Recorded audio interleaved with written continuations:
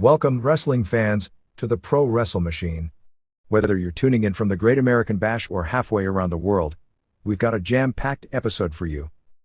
Get ready to dive into wrestling's rich history, packed with insights, opinions, and a few surprises. And remember, you can skip to your favorite moments with our chapter markers. Let's jump right into it. February 7, 2000 Observer Newsletter. The Radicalz debut in WWF, The Rock Autobiography Review. By Dave Meltzer. Chris Benoit, Dean Malenko, Perry Saturn and Eddie Guerrero debuted as the Radicalz on the January 31st Raw show from Pittsburgh in what was considered a big push, but it all fell apart the next night in their in-ring debut when Guerrero suffered what appeared to be a serious elbow injury on the February 1st SmackDown tapings in Detroit. SmackDown, Live Raw the previous night, was to be built around the newcomers with the stipulations that they would have a best-of-3 series between DX and the Radicalz. And if the Radicalz won, then Hunter Hearst Helmsley would have to agree to sign them to a WWF contract. The storyline was that they were to lose, to try and portray that they have to earn their way into the WWF, but it didn't go down exactly as planned. In the first match, X-Pac pinned Malenko with the X Factor. The second match ended up being the Outlaws and a non-title match against Saturn and Guerrero. During the afternoon, the plan was to do a singles match with Saturn against one of the Outlaws because Guerrero was a few weeks away from being ready to return stemming from an elbow injury. They somehow wound up doing the tag match anyway. Guerrero, in delivering a frog splash, appeared to have seriously injured his elbow, and it took them 15 minutes to get him out of the ring, causing him to lose a match he was scheduled to win, making the newcomers 0-2 against WWF stars. They did some mic work to try and redo the stipulations for Triple H versus Benoit in a non-title match, which went as originally planned, with a ref bump, Triple H tapping out to the crossface with no ref to see it, and then coming back to win using a pedigree. The second night, by losing all three to WWF talent, buried the group that went in with the size and interview strikes against them. It also destroyed any lure of building up to Triple H versus Benoit in the illusory champ versus champ match, since they decided not to acknowledge Benoit leaving WCW as champ. I guess feeling it would give the opposition credibility, even though it would give a lot more credibility to Benoit than the opposition doing that storyline. Very similar to how WCW dropped the ball when it had Bret Hart as illusory champ and failed to capitalize on the real world champ gimmick upon his arrival. Clearly, if WWF figures it was common knowledge the nature of the four men's departure from WCW as it alluded to on Raw the first night, it is far more common knowledge that Benoit left WCW without losing the world title in the ring, something not alluded to and something that could be worth something at the box office if promoted correctly. All had been asked to work a storyline publicly that they were leaning toward going to Japan, that they had been lowballed by the WWF, and that negotiations fell apart. Originally, the WWF wanted them to keep the negotiations secret, but word of them going to Connecticut leaked out, which is where the negotiations falling apart storyline was created. Malenko even went so far as to do an online interview saying that he was going back to New Japan and was still denying, even to people who thought they were his friends, ever meeting with WWF. This story in many ways is reminiscent of what has become the new work in wrestling, which is providing inside information, both true and false, and having it mixed up together with enough truth thrown out to make people believe the false must be true as well, largely designed to get angles over. Just as television was used primarily in the past by companies whose product was designed to maintain credibility and believability. Guerrero, who is a few weeks away from being ready to perform in the ring, was telling everyone he was New Japan bound. We had reported on January 28 on Wrestling Observer Live that all four would be debuting on the upcoming Raw. The February 1st date of the original releases sent by WCW was done away with when WCW signed full releases for all four before the February 1st date. WCW also sent releases to Shane Douglas and Conan, who have yet to sign them, thus are technically still employed even though they aren't being used. Reports that the WWF didn't want the two aren't necessarily correct, as WWF officials sent word through intermediaries that they were interested in all six, but they did have reservations about two they didn't sign. Douglas, ultimately, wanted to wait to see how things sorted out before leaving. All the other four had decided there was no way they would stay after feeling double-crossed by Bill Bush and the way things went down on January 17th. For both he and Conan, there was no way WWF was going to offer them anything close to what they were making in WCW. While money had ceased to be the prime issue for the other four. Jim Rossen in his weekly report claimed that negotiations between both sides had broken down. It was widely reported everywhere by Monday that the four would be debuting on Raw in Pittsburgh that day, so finally a few hours before the show, WWF.com relented and did say they were going to be on the show. The four were brought in as storyline friends with Cactus Jack, who was trying to get them a job with the company after they had walked out on Atlanta.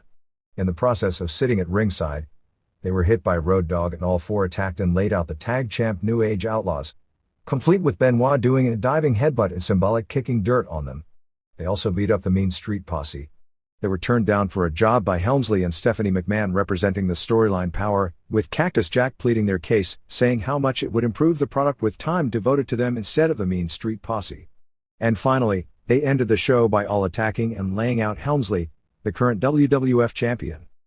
As a debut, the first night was strong in that the entire show revolved around them and they were put over in commentary as the best wrestling talent around, probably more in one night than they were in years in WCW, and it was made clear they were underutilized in WCW, thus playing into the idea they were bigger stars than the level they had been pushed at. They didn't acknowledge or hint at Benoit having won the WCW title and never losing it, no doubt due to the political and perhaps even legal ramifications of giving context credibility for what has been argued elsewhere as nothing more than a prop as part of the story that shouldn't mean to be taken seriously. By immediately taking out the top heels, they were presented as major league players.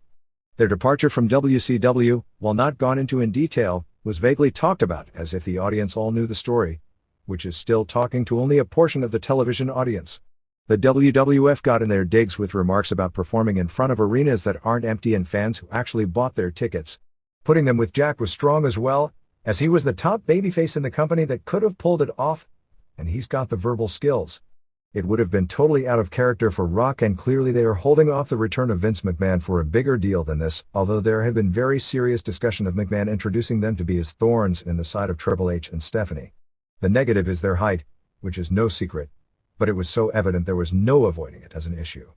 The wrestlers by and large in WWF are significantly taller on average than WCW, so people like Triple H, Road Dogg and Billy Gunn, who range from 6'3" to 6'5", are thought of by the public as being shorter than they really are in a promotion where even Big Show isn't all that much taller than a half dozen other guys.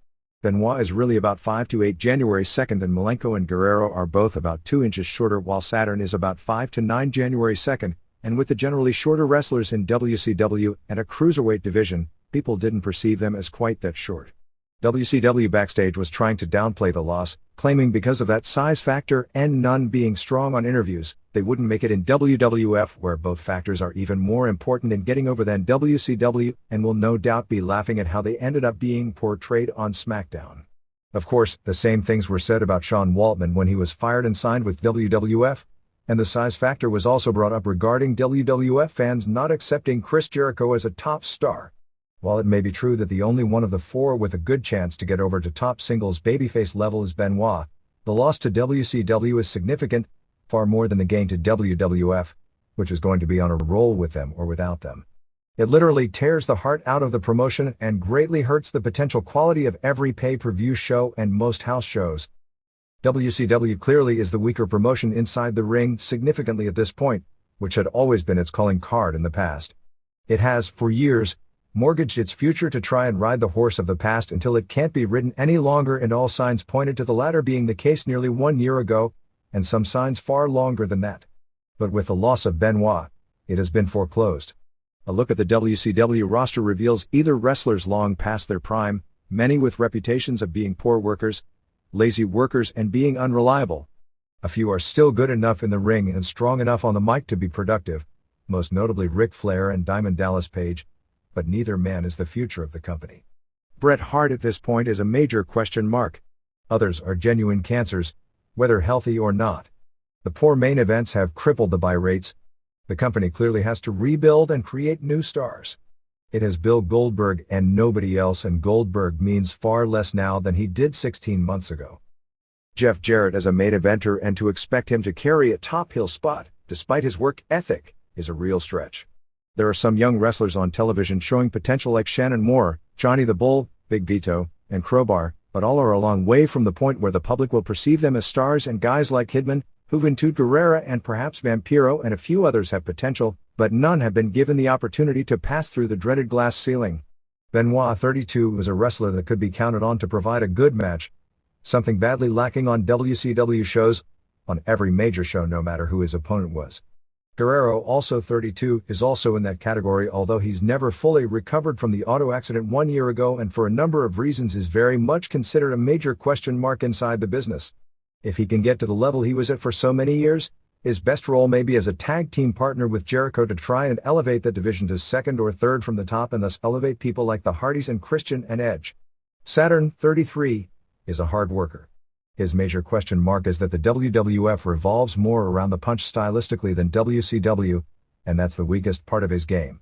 Malenko, 39, is a guy who is almost always good inside the ring, but on paper doesn't seem like a perfect fit in WWF due to his age, style and interview ability. But WWF, with people like Taz and Chris Jericho, as people that Malenko had worked strong programs with in the past, plus with the likes of the Hardys and Christian, it can help groom the guys who are clearly going to be stars of the future who also are not huge men. It is believed Benoit received in the neighborhood of $400,000 on a downside guarantee and the other three in the $250,000 range. It really isn't a major issue this year, because WWF business is huge and there are no signs of it not remaining that way. Virtually every WWF wrestler this past year earned significantly more than their downside. In the case of all four, the downside figure would be significantly less than they earned in WCW. The hierarchy of WCW also remains a question mark. It's ironic that the same forces who complained about the backstabbing that did Vince Russo in, although any rational look at the numbers would not paint a pretty picture, are now involved in the same role people like Sullivan and J.J. Dillon were vilified for regarding Kevin Sullivan. Few wrestlers appear to have any confidence in Sullivan as the answer, and his performance in recent weeks hasn't bolstered his stock. There is a lot of speculation that when the trigger is pulled on Sullivan, that the creative group would be Terry Taylor, Vince Russo, Ed Ferrara, Bill Banks, and Kevin Nash. If Taylor is put in the McMahon position to filter out the bad ideas and is given guidelines that the main goal is to push the younger talent and rebuild the belts and the context of the product so people will care and utilize the creativity in a good way, it could be the best team possible. But if Taylor falls victim to the drug of having to get a rating every Monday and Wednesday right now and a buy rate next month, he'll fall victim to building around Hogan, Hall, Nash and Flair, and the company will be doomed. But even with all the knocks at how Russo's context had hurt the company, and clearly the company is in far worse shape today, partially due to injuries and the loss of Benoit and company, but also to all context having been destroyed and more months of bad TV, bad house shows and bad pay-per-view shows than it was even in September, none of the changes that needed to be made are being made by the people who knocked Russo's concepts. Nothing, with the exception of how the sold-out main event was handled, and much of that was Benoit and the announcers, and then that was all destroyed within 18 hours, has been done to give the belts any meaning. They mean zero when it comes to selling tickets to live shows and PPVs. The young wrestlers are getting television time, which is good, but not a serious push. If anything, the guys pushed as the stars of the show looks to be getting older, far more beat up, and in some cases lazier, and few go on the road, which dooms the house show product. Even though the matches are slightly longer and the last pay-per-view show was slightly better, most casual fans would not even notice any change in the product from when Russo was writing it. The status of the two wrestlers in limbo, Shane Douglas and Conan, remains unchanged over the past week. There seems to be more interest in bringing Douglas back. Probably due to all the injuries among the active group. There are meetings with both scheduled for the next week or two. Both are strong on promos, a general weakness within the company. But Douglas is better as a leader of a group than as an individual because of his high injury rate. Conan is in the same category. Conan was rarely given the chance to get his character over since the summer of 1998 when he started getting a shockingly strong response and has been buried ever since, as he's seemingly made enemies with people in power more often than not, particularly the guys on top when Lex Luger blamed him for his torn bicep injury. The initial strong reaction from many in the company, the same reaction which led to the other four getting unconditional releases and being given the ability to literally walk onto the opposition's television show, was to categorize them as negative forces in the company and want them go. As time goes on, the natural reaction would be for that stance to soften. This being wrestling, nothing is either impossible or surprising, but it would be more difficult to bring them back over the next few weeks if Sullivan remains in power. Few believe that's going to last any significant length of time, and if Russo gets in power, he may, and probably should be more willing, since their threatened walkout was more against Sullivan, but part of it was because they as a group were pro-Russo. There were a lot of major events that took place at the Dream Stage Entertainment Pride 8 show on January 30th at the Tokyo Dome, few of which actually took place in the course of the fights. The overriding theme was more than the fights themselves, but the production, which was described as being as good or better than K1 quality. The Fuji television network spent 7 figures in production, including 5 or 6 giant Titantron-like screens, with the exception of the main one that is always at the dome shows. The new ones were at the cost of $100,000 per screen, plus the elaborate pyro, ring entrances and stage. The place was filled with Japanese celebrities. The biggest name from a US standpoint would be rock legend Eric Clapton. The same way Fuji Network felt it made K1 the in thing by placing TV stars to be seen at ringside at the shows. The dome was clearly the place to be, in particular for pro wrestling fans, as everyone was there. Even though there were mixed reactions to the fights, it was said to have been a good show for the casual pro wrestling fans who made up the bulk of the audience because of the major league atmosphere, as much as if not more than the fights themselves. The story behind the scenes actually involves K1 and the Fuji Network. The Fuji Network and K1 started out together and created K1 as a major television event. The Fuji Network officials believed it was their doing, getting the TV and pop culture stars at ringside and the great production values that created the aura that K1 was a big show, which then got the major foreign fighters onto television commercials and over as major celebrities. K1 believed it was their own great promotion. Of course, it was probably a lot of both. K1 has been negotiating with other networks, and over the past years some of their smaller shows over the past year have aired on the rival Nippon TV, and they are shopping the entire package around when the Fuji contract expires. Fuji, looking for programming to fill the void and create a new K1, chose pride as a real fighting sport, as opposed to the traditional work pro wrestling that has been a popular staple in Japan for 46 years. Even though in Japan MMA draws from largely the same fan base as wrestling, with its ability to manufacture megastars and keep them strong for years, whereas in fighting, generally speaking, by the time a fighter is over to the fans as a drawing card, most often he's already past his physical peak. Worked pro wrestling is still the stronger entity for long-term promotional survival. This show also drew what is believed to have been the largest crowd in the history of mixed martial arts, with the crowd announced at 48,316, which from several live sources was said to have looked pretty much like a legitimate number, although there was significant papering. Tickets were priced at $950 down to $57. The show aired live in Japan on pay-per-view and will air in a 90-minute edited form on the Fuji Network at 4 p.m. on February 6th. It was clearly a pro wrestling crowd. The biggest pops were reserved for those with pro wrestling followings, in particular Kazuyuki Fujita of New Japan and Nobuhiko Takada, the pro wrestling legend who is hardly a top fighter but has been used as the top drawing card on most of the major Pride events. Royce Gracie, the original MMA pioneer due to his success in the early UFC events in 1993-94, who hadn't fought under these rules in 5 years, got a big pop for the famed Gracie family train all dressed in gis coming to the ring. The scene was right out of early UFC shows that were popular in Japan years ago on home video and were seen on numerous television clips, but there was nothing for the audience to cheer about during his match with Takada. The biggest pops were for moves that fans knew from pro wrestling, including Alexander Otsuka delivering a Baba chop in a shoot match, and while it looked weird to martial arts fans, to the fans live, they didn't see it as such when Otsuka came to the ring with Great Sasuke under the mask came with him as his second. When it was over, the event was filled with controversy. The Takada-Gracie main event was an absolute disaster.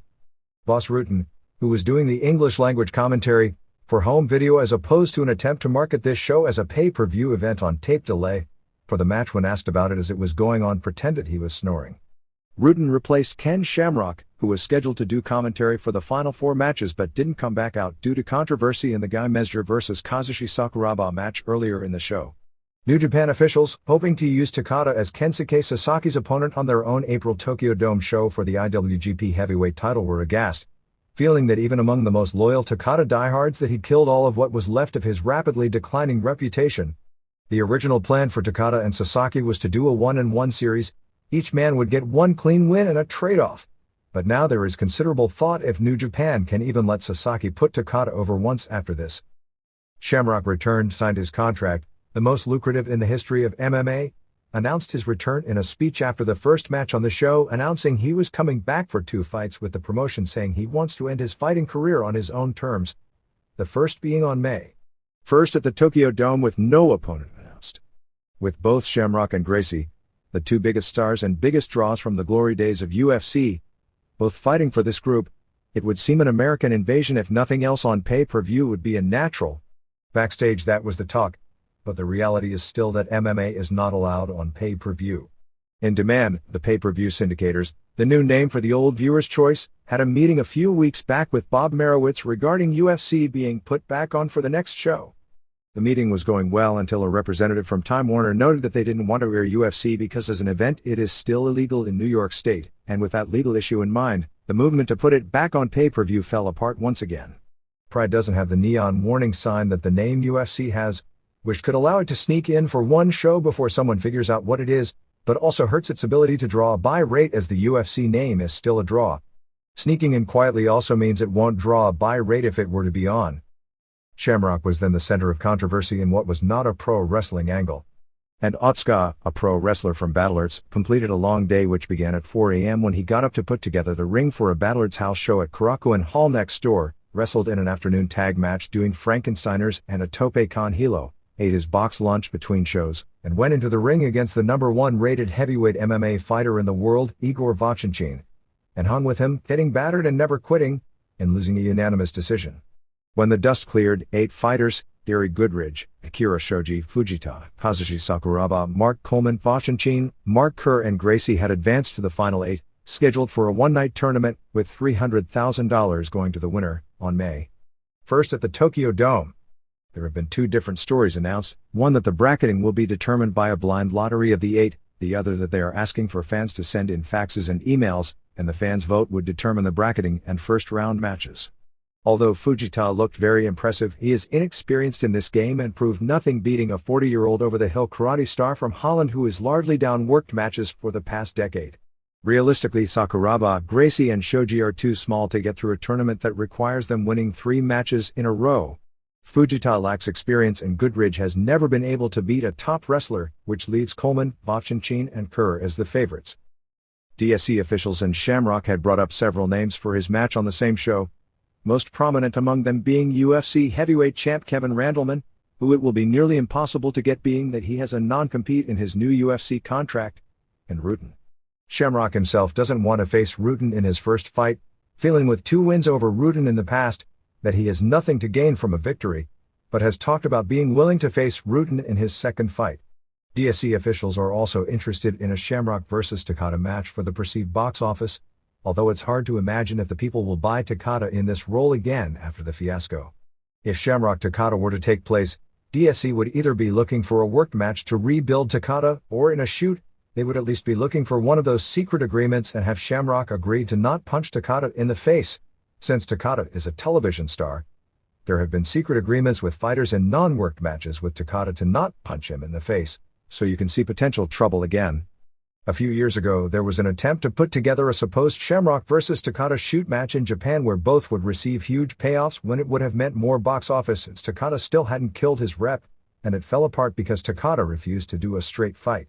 The main event of the 4-hour show saw Gracie quickly drag Takada down in his guard, with Takada on top. At this point, Takada buried his head, held Gracie down and basically stalled, making no attempt at offense. Gracie worked from the bottom, but did little effective. Gracie mainly threw, from his back, soft kicks to Takada's back and kidneys. And that was the match. Officially, it was said to have been a unanimous 3-0 decision for Gracie. Other sources close to fighters say that wasn't actually the case. According to those close to Gracie, his claim was that they were going to go into overtime as they had an agreement no matter what in his match the judges would send a match without a finish into overtime, but Takada refused to fight anymore, and the announced judge's decision was just a way for Takada to save face rather than announce he was saying no mas. Gracie was telling friends after the fight that any other report that comes out about the fight was a cover-up. Ken Shamrock said he heard that one judge had it for Gracie but the other 2 had it as a draw, since little happened and the judges were instructed to rule close fights as draws, and then send them into a 15 minutes overtime period to get a clean winner. But Takada came up limping, which most in the martial arts world accepted as a leg cramp or knee injury, but virtually everyone involved with pro wrestling believed he was working a knee injury as his excuse for literally doing nothing and trying to save face for the future. The fans booed every time called outer as the match went on. The booing when the 15 minutes expired was said to be the loudest booing for any pro wrestling type of event in the history of the Tokyo Dome, and fans actually accepted the Gracie win by decision without booing because nobody wanted to see an overtime. Nobody backstage before the fight even entertained the possibility of a Takada win. But because of his pro wrestling background and hype as a real shooter and the fact he was given bought and paid for wins in Pride over Coleman and Asuka among others that wrestling fans thought were real shoot victories, fans had been fooled into believing he had enough of a chance, being that his protege Sakuraba had just beaten Hoisa's brother Royler, that this drew the all-time martial arts gate and attendance record. They would have accepted a loss if he had went to fight because Gracie's reputation was strong, but he went to stall, and it was obvious. Takada also knew enough defense to be able to thwart all of Gracie's submission attempts and take it to the time limit. It was by no means was it an impressive performance for Gracie either. Even more controversial was the Guy Mesger vs. Sakuraba match. There is a long behind-the-scenes story on this. Originally Sakuraba was to face Kevin Randleman, who had never signed to do the show, and pulled out when UFC offered him a contract to face Pedro Rizzo on its March 10th pay-per-view show. This left DSE 3 weeks to find a name opponent for Sakuraba to theoretically beat. They chose Mesger, a former king of Pancrase who actually vacated the title rather than lost it in the ring. Mesger had been nursing injuries and hadn't trained seriously, and turned down the fight. He first suggested one of his training partners, Alex Andrade, who had also fought for Pancrase. At first DSE agreed, but a few days later came back and said the main office believed Andrade wasn't a big enough name in Japan and wanted Mesger. There is the belief that Mesger as a protege of Shamrock is well known in Japan, so if things went as expected, they had a natural money angle. With Shamrock in Mesger's corner, if Mesger were to lose, this wasn't a worked match, but the Japanese were expecting Sakuraba to beat a less than 100% Mesger, because it would create a natural Shamrock vs. Sakuraba match which would have box office potential. This was 2 weeks out and Mesger still hadn't done any serious pre-fight training. They upped the money and according to Shamrock, who is Mesger's manager, Shamrock and Mesger only agreed if they agreed to a 15 minutes time limit fight and then the judges would render a decision with no overtime. Shamrock said that DSE, after much arguing, agreed, but only under the stipulation that neither side would announce the no overtime provision publicly because they didn't want people to think there were different rules in different matches. However, Shamrock noted when the contract, that was signed, came, that provision was not in the contract. The fight itself saw Mesger able to keep virtually the entire fight on his feet. There are differing reports, split between indicating that Mesger deserved the decision and saying it was close enough for the draw and send it into overtime as the correct call. But most of those felt Mesger also had a slight advantage. There was also one report we received at press time indicating Sakuraba should have won. Shamrock said he thought Mesger clearly won, that he picked apart Sakuraba standing in typical Mesger Pancrase fashion. Most describe this as similar to many of Mesger's Pancrase wins where he keeps the fight standing, and gets a lot of punches and kicks in to win via decision but neither man had the other in trouble. Shamrock said when the fight was over, he did expect Sakuraba to get a hometown decision and wouldn't have blown his cool had that happened. The judges, who from all accounts were not informed of the agreement, nor is it believed, were the referee or Sakuraba, that they were only going 15 minutes in this fight and needed to pick a winner because it was a tournament and someone had to advance, all voted a draw. Both Mesger and Sakuraba were very tired at that point but both were willing to fight. Shamrock blew his stack when the ref ordered a 15 minutes overtime round. He was screaming that the fight was over and that the company had lied to him in negotiations and even made implied threats of leaving the company. In a post-match attempt to clear things up when he was asked if what happened would affect his future fighting for the company, he responded yes. Shamrock told Pete Williams and Trey Telligman to get Mesger out of the ring, and Mesger walked out with the Lions Den group and they announced Sakuraba won because Mesger wouldn't come out for the overtime round. On television, they announced that Mesger had retired from the match but even in commentary they said they couldn't fully understand what was happening. After the show ended, they had meetings to attempt to resolve everything. DSE officials acknowledged the agreement to not have an overtime period for the fight was true, but refused Shamrock's request to make a public apology claiming simply it was miscommunication within the company but did say publicly that Shamrock and Mesger were not at fault. Shamrock was upset because to the fans it came off as if he and Mesger were cowards and the bad guys in the situation, and he didn't think there was anything DSE could do or say about that perception. Everything was smoothed over by the end of the night. Sakuraba was allowed to advance to the May 1st tournament finals. Mesger was promised 3 more fights in DSE including a rematch with Sakuraba although that probably won't take place until later this year or early next year as it was talked about as being the 3rd fight on the deal. Shamrock wants the result of the fight to be called a DQ for the cornerman, himself, interfering rather than a clean loss for Mesger. I'm definitely fighting, Shamrock said regarding how this affects his own status with the company. I've got a contract with them and they did try to fix everything. Head promoter Naohito Morishita after the show labeled it a 65% success. Another Lion's Den fighter, Trey Teligman, was scheduled for an alternates match against Carlos Barreto of Brazil. Barreto suffered a right shoulder injury in training, and that, combined with trainer Carlson Gracie's inability to get a visa, led the match not taking place. Barreto had come to Japan hoping he'd recover and be able to fight, but after Gracie didn't arrive, he also felt the shoulder hadn't recovered enough. 1. Wanderlei Silva beat Bob Schreiber in 2:41 with a choke from the mount. This was the alternates match, so if any of the 8 winners pulls out of the May 1st finals, Silva will be in. Both struck early and it went to the ground. Silva got one strong kick in. 2. Gary Goodridge destroyed pro wrestler Osamu Tashi in 50. Tashi, a 300-plus pound fat pro wrestler for Social Pro Wrestling Federation and a former sumo, was put into this match replacing Silva as a request of the Fuji Network, which wanted a show consisting of Japanese versus foreigners. It was exciting for the fans, but a slaughter with Goodridge using a forearm choke from the top and Tashi tapping furiously. 3. Akira Shoji beat Ebenezer Fontes Braga via decision after 15 minutes.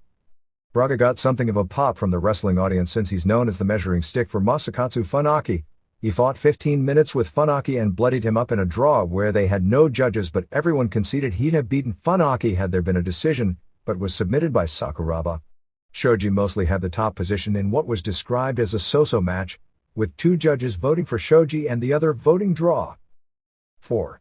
Kazuyuki Fujita of New Japan Pro Wrestling, who came to the ring with Antonio Inoki's traditional red towel to a huge reaction, beat pro wrestler Hansa Nyman of Holland in 2:59. Nobody thought this was a work, since Fujita is 29 and a national champion wrestler while Nyman is 40 and hasn't done real fights against top competition in years, and he was expected to handle him easily, which he did. Fujita won with a neck crank submission. It should be noted when he had the hold on, he raised his eyebrow like The Rock. 5. Sakuraba beat Mesjer when he left the ring after the judges ruled it a draw after 15 minutes. The match saw Mesjer continually avoid being taken down and out-kickbox Sakuraba standing. Sakuraba, being kept on his feet the entire match, was said to have looked more exhausted than in any fight he'd ever had. 6. Mark Coleman destroyed K1 star Masaaki Satake in 1:12. Coleman immediately took Satake down and put him in a neck crank, which is basically the same move he beat Dan Severn with. Satake didn't look like he even belonged in the same ring with Coleman. 7. Vovchanchin beat Otsuka, Takashi Otsuka, via unanimous decision after 15 minutes. Earlier in the afternoon, Otsuka had done a pro wrestling match for Battlearts. This was said to have been the best match on the show. Most of the fight was standing as Vovchanchin was able to avoid the takedowns. Otsuka ended up with a bloody nose. Otsuka got big pops doing the Baba Chop and trying a drop kick to the knee and even a Russian leg sweep, on a real Russian for God's sakes. Otsuka got Vovchanchin down once, but later Vovchanchin got the top and connected on some strong punches from the mount. Otsuka tried a triangle choke from the bottom but didn't get it. 8.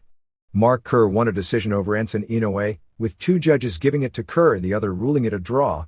To again show it was a pro wrestling as opposed to an educated MMA crowd, Inoue, considered the big heavyweight star in MMA in Japan, got very little reaction coming out. They traded punches standing and finally Kerr took Inoue down and held him there for most of the rest of the fight. Kerr tried a choke and threw punches, cutting Inoue's nose open. With 1 minute left, the ref stood them up, but Kerr immediately took Inoue down again and kept him there. 9. Gracie beat Takada by what was announced as a unanimous decision after 15 minutes.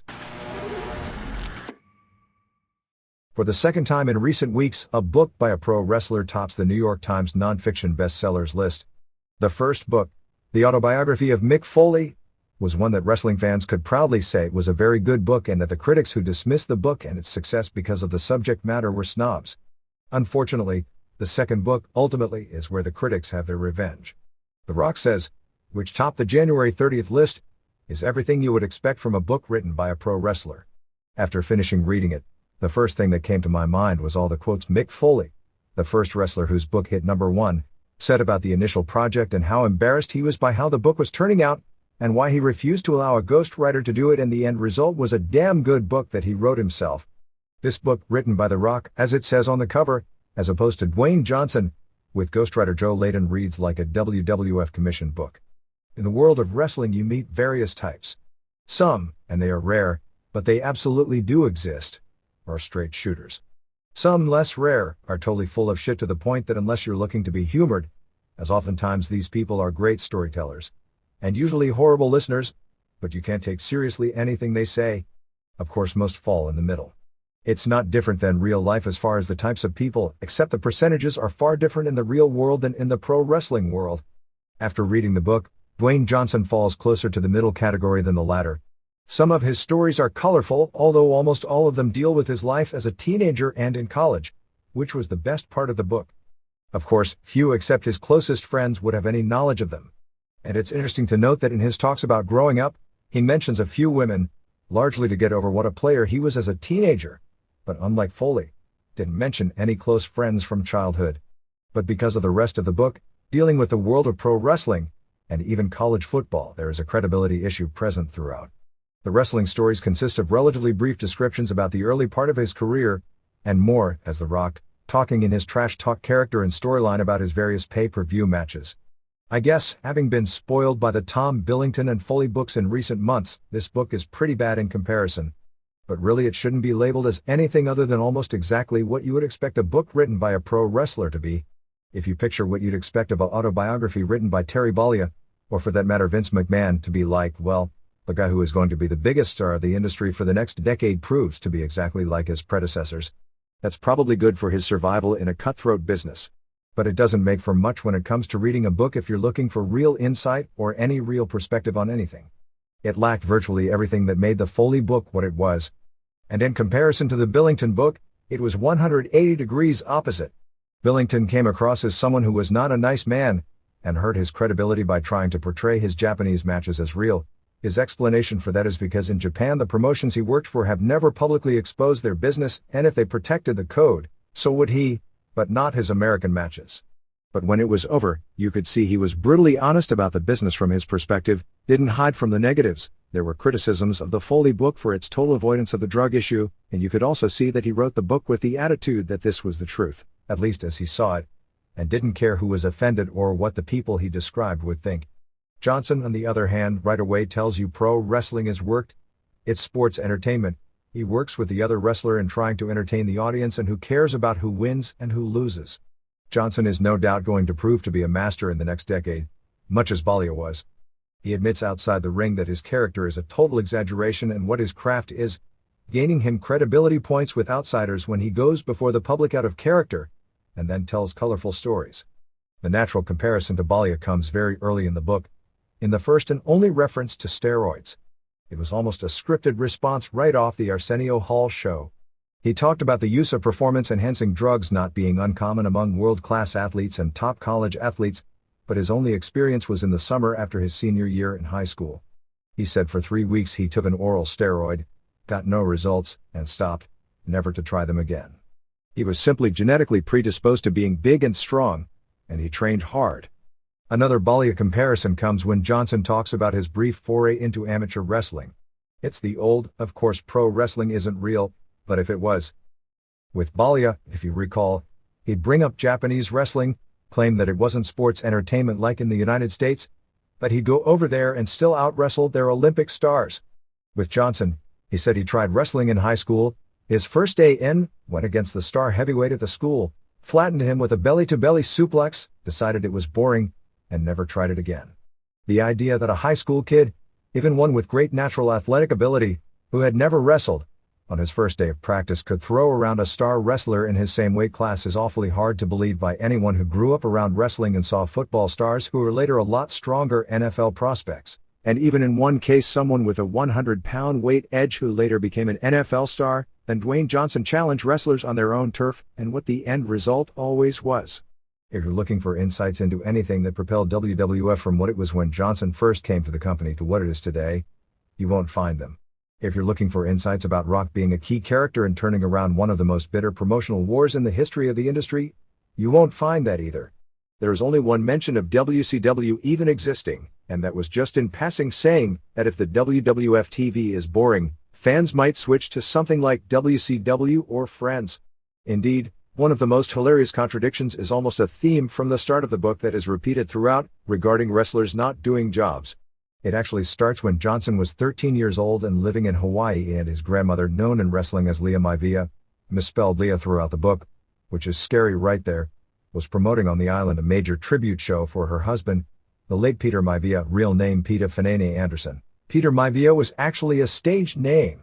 On the show, Lars Anderson, real name Larry Hainimi, who he called part of one of the most famous families in wrestling, he wasn't part of a wrestling family at all, except in storyline, was the booker and also held the group's Polynesian Pacific heavyweight title, which allowed Johnson the chance to talk about why active wrestlers shouldn't be bookers. He said his grandmother, who he called the first woman promoter in the history of pro wrestling, also not true, wanted Anderson to drop the title to Bad News Allen on the show, but Anderson refused to do the job. Well, he was supposed to be the booker, although Anderson, who was not a superstar in the business, did have something of a rep and was actually the only wrestler kicked out of St. Louis wrestling in the 70s for refusing to put over Bobo Brazil clean, which of course refusing to do clean jobs in St. Louis was unheard of in those days. Johnson, at 13, claimed he challenged the 260-pound Anderson to a fight because he was so mad, feeling he was disrespecting the memory of his grandfather by doing something of that nature at this particular show. The fight itself never went down, with Johnson claiming how his father and grandmother told him it wasn't his business. He didn't mention the end result of the story, which would point to the ugly side of pro wrestling, something avoided assiduously throughout the book, unlike football, which Johnson described as a heartless meat grinder. Some badass Samoan wrestlers who worked for the group later that night found Anderson at a bar and did a number on him to the point he was beaten 3/4 to death. So Johnson, over and over from that point, was mad at people who refused to do jobs. This naturally should build to the Survivor Series in Montreal. Nope. In this book, that incident, clearly the most controversial issue in the recent history of the business, never existed. Johnson, who clearly personally liked Bret Hart, who along with Owen Hart, Undertaker and Steve Austin are the only wrestlers he actually praised in the book, because he was one of the few superstars who befriended him from day one, avoided the subject completely. He did sort of knock Shawn Michaels for refusing to drop the title earlier that year and handing it back and going home with a knee injury, but you'd have to read between the lines to even see that. But no mention of Survivor Series, the event many credit with turning the fortunes of the company around. But that didn't directly involve him, and in the book, you can see that he didn't talk much about things in the WWF, or anywhere for that matter, that didn't directly involve him. Unlike Foley, who was a student of wrestling, Johnson is more a scholar of rock. But the refusing to do jobs issue couldn't be avoided by what happened 1 month later. Rocky Maivia, as he was called in those days, a name his mother came up with, and he hated and vowed never to use, until WWF officials gave it to him again later, was scheduled to get his second Intercontinental title reign on December 7, 1997, in Springfield, Massachusetts, beating Steve Austin. In his Rock character, he claims at that point Stone Cold is no match for The Rock when it comes to cutting promos, but he damn sure is willing to try. Austin refused to do the job, feeling that since he was being built up to win the WWF title at WrestleMania that year, that it would hurt his ascent, putting Maivia, who wasn't anywhere near the star then that he is today, over even on a screw job type of ending that it surely would have been. Despite the so-called precedent set the month before, the finish was changed. Austin won clean. Rock talks in storyline about the brawl they had for 15 to 20 minutes. The actual match lasted 5:37. That Austin won, and never mentioned any problem regarding the finish or gives any explanation as to why he'd be handed the title the next day on television rather than win it in the ring, while constantly praising Austin for being such a professional. He didn't even mention the death of Brian Pillman, or that he even existed to begin with. He did mention the death of Owen Hart, largely to praise him as a person, and apparently even more to defend the company for all the criticism in the aftermath of the death. Johnson's match was the next one after the announcement of the death, and Johnson's claim is that he considered not wrestling, but he envisioned Hart telling him that he had to go out there. So he did. Hogan couldn't have said it any better. His defense of Vince McMahon continuing with the show was that he was damned if he did and damned if he didn't.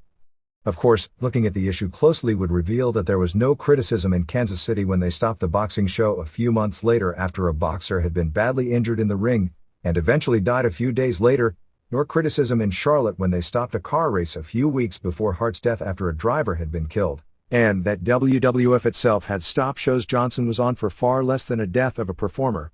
And there was a ton of criticism from the Canadian media, directed at both race officials in the television coverage, for continuing a race after the Hart death when a famous driver was killed early on.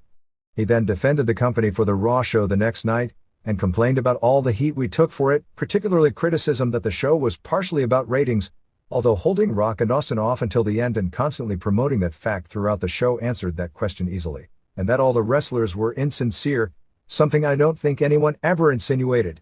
In one of the few parts of the book where he declared he was pissed off, he complained about the criticism of the Owen Hart Tribute Raw show, forgetting that virtually all criticism the show got was almost exclusively from inside wrestling fans as opposed to casual fans who accepted it without question. Virtually none from the public at large, since the media never broached that as a subject, and was most vociferous from people within his profession, and in particular from Owen Hart's own family members. He talked about going to the funeral, but once again, the issue of airing the footage was ignored. The rest of the book was equally political. The defense of the product was the same: no one gets raped, no one has sex on our show, and regardless of what the media says, there is no racism.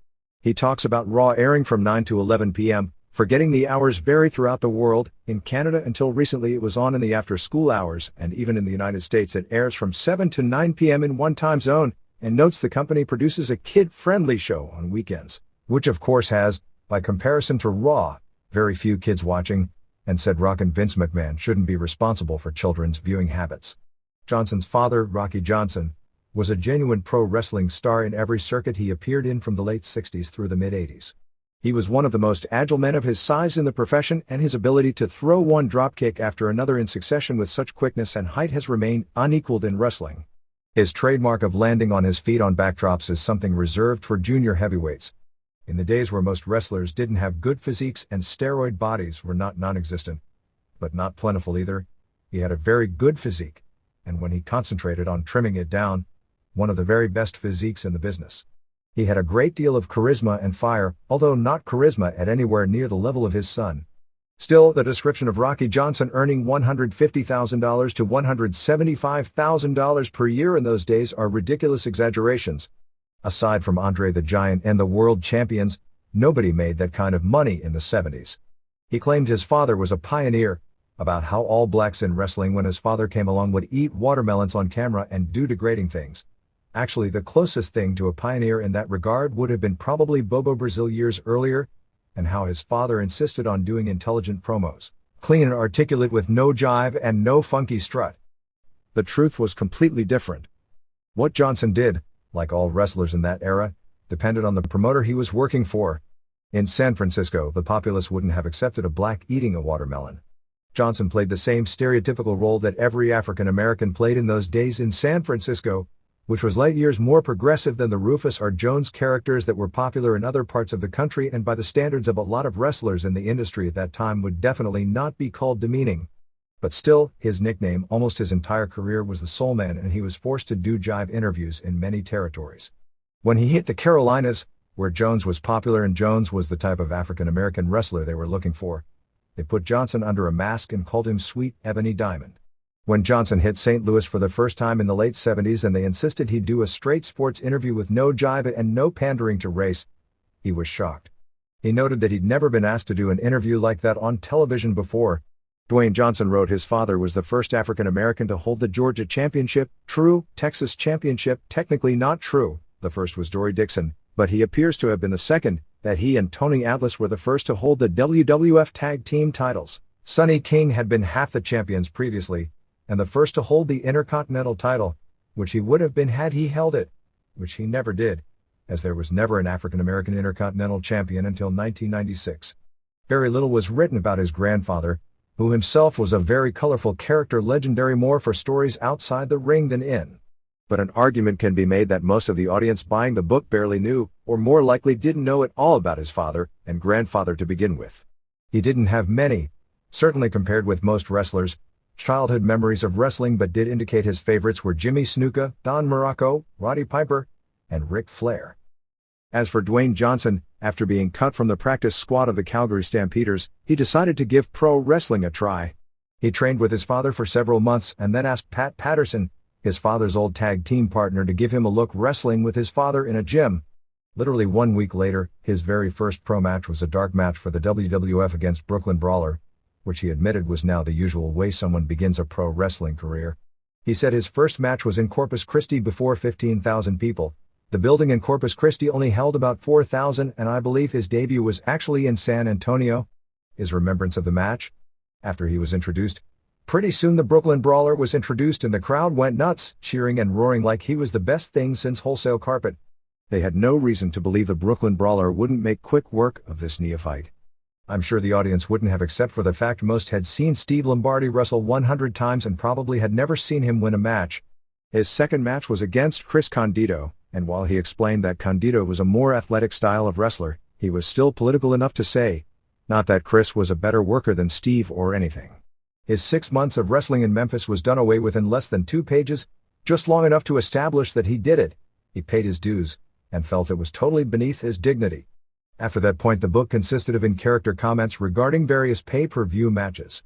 His 1998 King of the Ring Championship match with Ken Shamrock that went 14:09 was now 35 minutes. The SummerSlam match with Hunter Hearst Helmsley, which really went 26:01 and was the night where it became clear he was going to be the next big thing in wrestling, is now 35 to 40 minutes. Granted, one can make the same complaints about aspects of Luther as Book Hooker, but it's one thing to have vague memories trying to recall events of 45 years ago where virtually no records exist as opposed to events of 18 months ago where everything is documented. It built to last year's WrestleMania, with Rock beaming in the wake of the match due to people telling him backstage after the match that it was one of the greatest matches in the history of wrestling. It was a very good match. And while there is little doubt people said that to him after the match was over, it's doubtful too many of them actually meant it. But maybe in its own way, that was also fitting. The February 7th Newsweek ran a major cover story with photos of China and Rock on the WWF wrestling boom with sidebars asking about its marketing to children and the typical wrestling school piece. The history piece, entitled Why America's Hook on Wrestling, was the typical fare noting TV ratings, WWF's placing on home video charts, the Rock and Mankind books, the CD, and PPVs saying the company expects to gross $340 million this year. The last quarter reported had a gross of more than $80 million, so that figure is realistic as opposed to unrealistic numbers passed in the media over the years. It has a quote from former wrestler Jim Raschke, Baron von Raschke, who said Darwin came up with the theory of evolution and McMahon has taken us back to where we started. It quoted Jim Ross as claiming when he worked for Bill Watts, there was a meeting among the established promoters to organize together against McMahon and he was in the bathroom in a stall and heard 2 of the established promoters talking. According to Ross, they started saying one way we can put an end to this is to have the SOB killed. Ross said from the tone he was certain they were serious. Given the nature of how things were going at the time, it is not an implausible story. They talked about McMahon putting Vern Gagne out of business, with a minor fact error listing Ric Flair along with Hulk Hogan and Jesse Ventura as wrestlers McMahon rated from Gagne. Another more major fact error was saying the McMahons' claim that wrestling wasn't real and telling authorities matches were scripted and outcomes were fixed had something to do with the success of the 80s and in particular, claimed it made the business more successful, citing the 1987 Pontiac Silverdome crowd as an example. The fact is the McMahons never went public to authorities about wrestling being worked until 1989, some 4 years after the first WrestleMania had made the WWF the name brand nationwide and 6 years after 1983 when numerous regional promoters, in particular Fritz von Erich, Gagne, Bill Watts and Jim Crockett Jr., had all achieved new levels of popularity for wrestling within each's individual territory.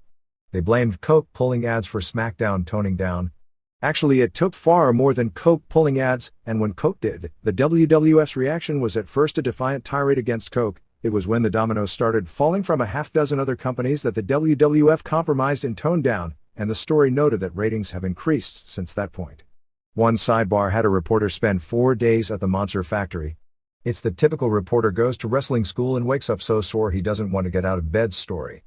The sidebar about wrestling's popularity with kids simply didn't have the space necessary to really address some complicated issues. It mainly said that psychologists who study the effects of TV violence on children advise keeping those under 8 away from wrestling because they can't differentiate between fantasy and reality violence, and that the sexual content is inappropriate for young children. They said parents should be vigilant in monitoring the viewing of wrestling among those through the age of middle school, especially younger boys. They said for kids of that age, as well as high school kids, that parents should explain what's wrong with wrestling as a more practical approach than forbidding their kids to watch. One sports psychologist noted forbidden fruit is a lot more appealing in that parents don't let their kids watch wrestling, they'll just watch it at a friend's house. There was a lot of controversy in the aftermath of the Mae Young situation at the Royal Rumble.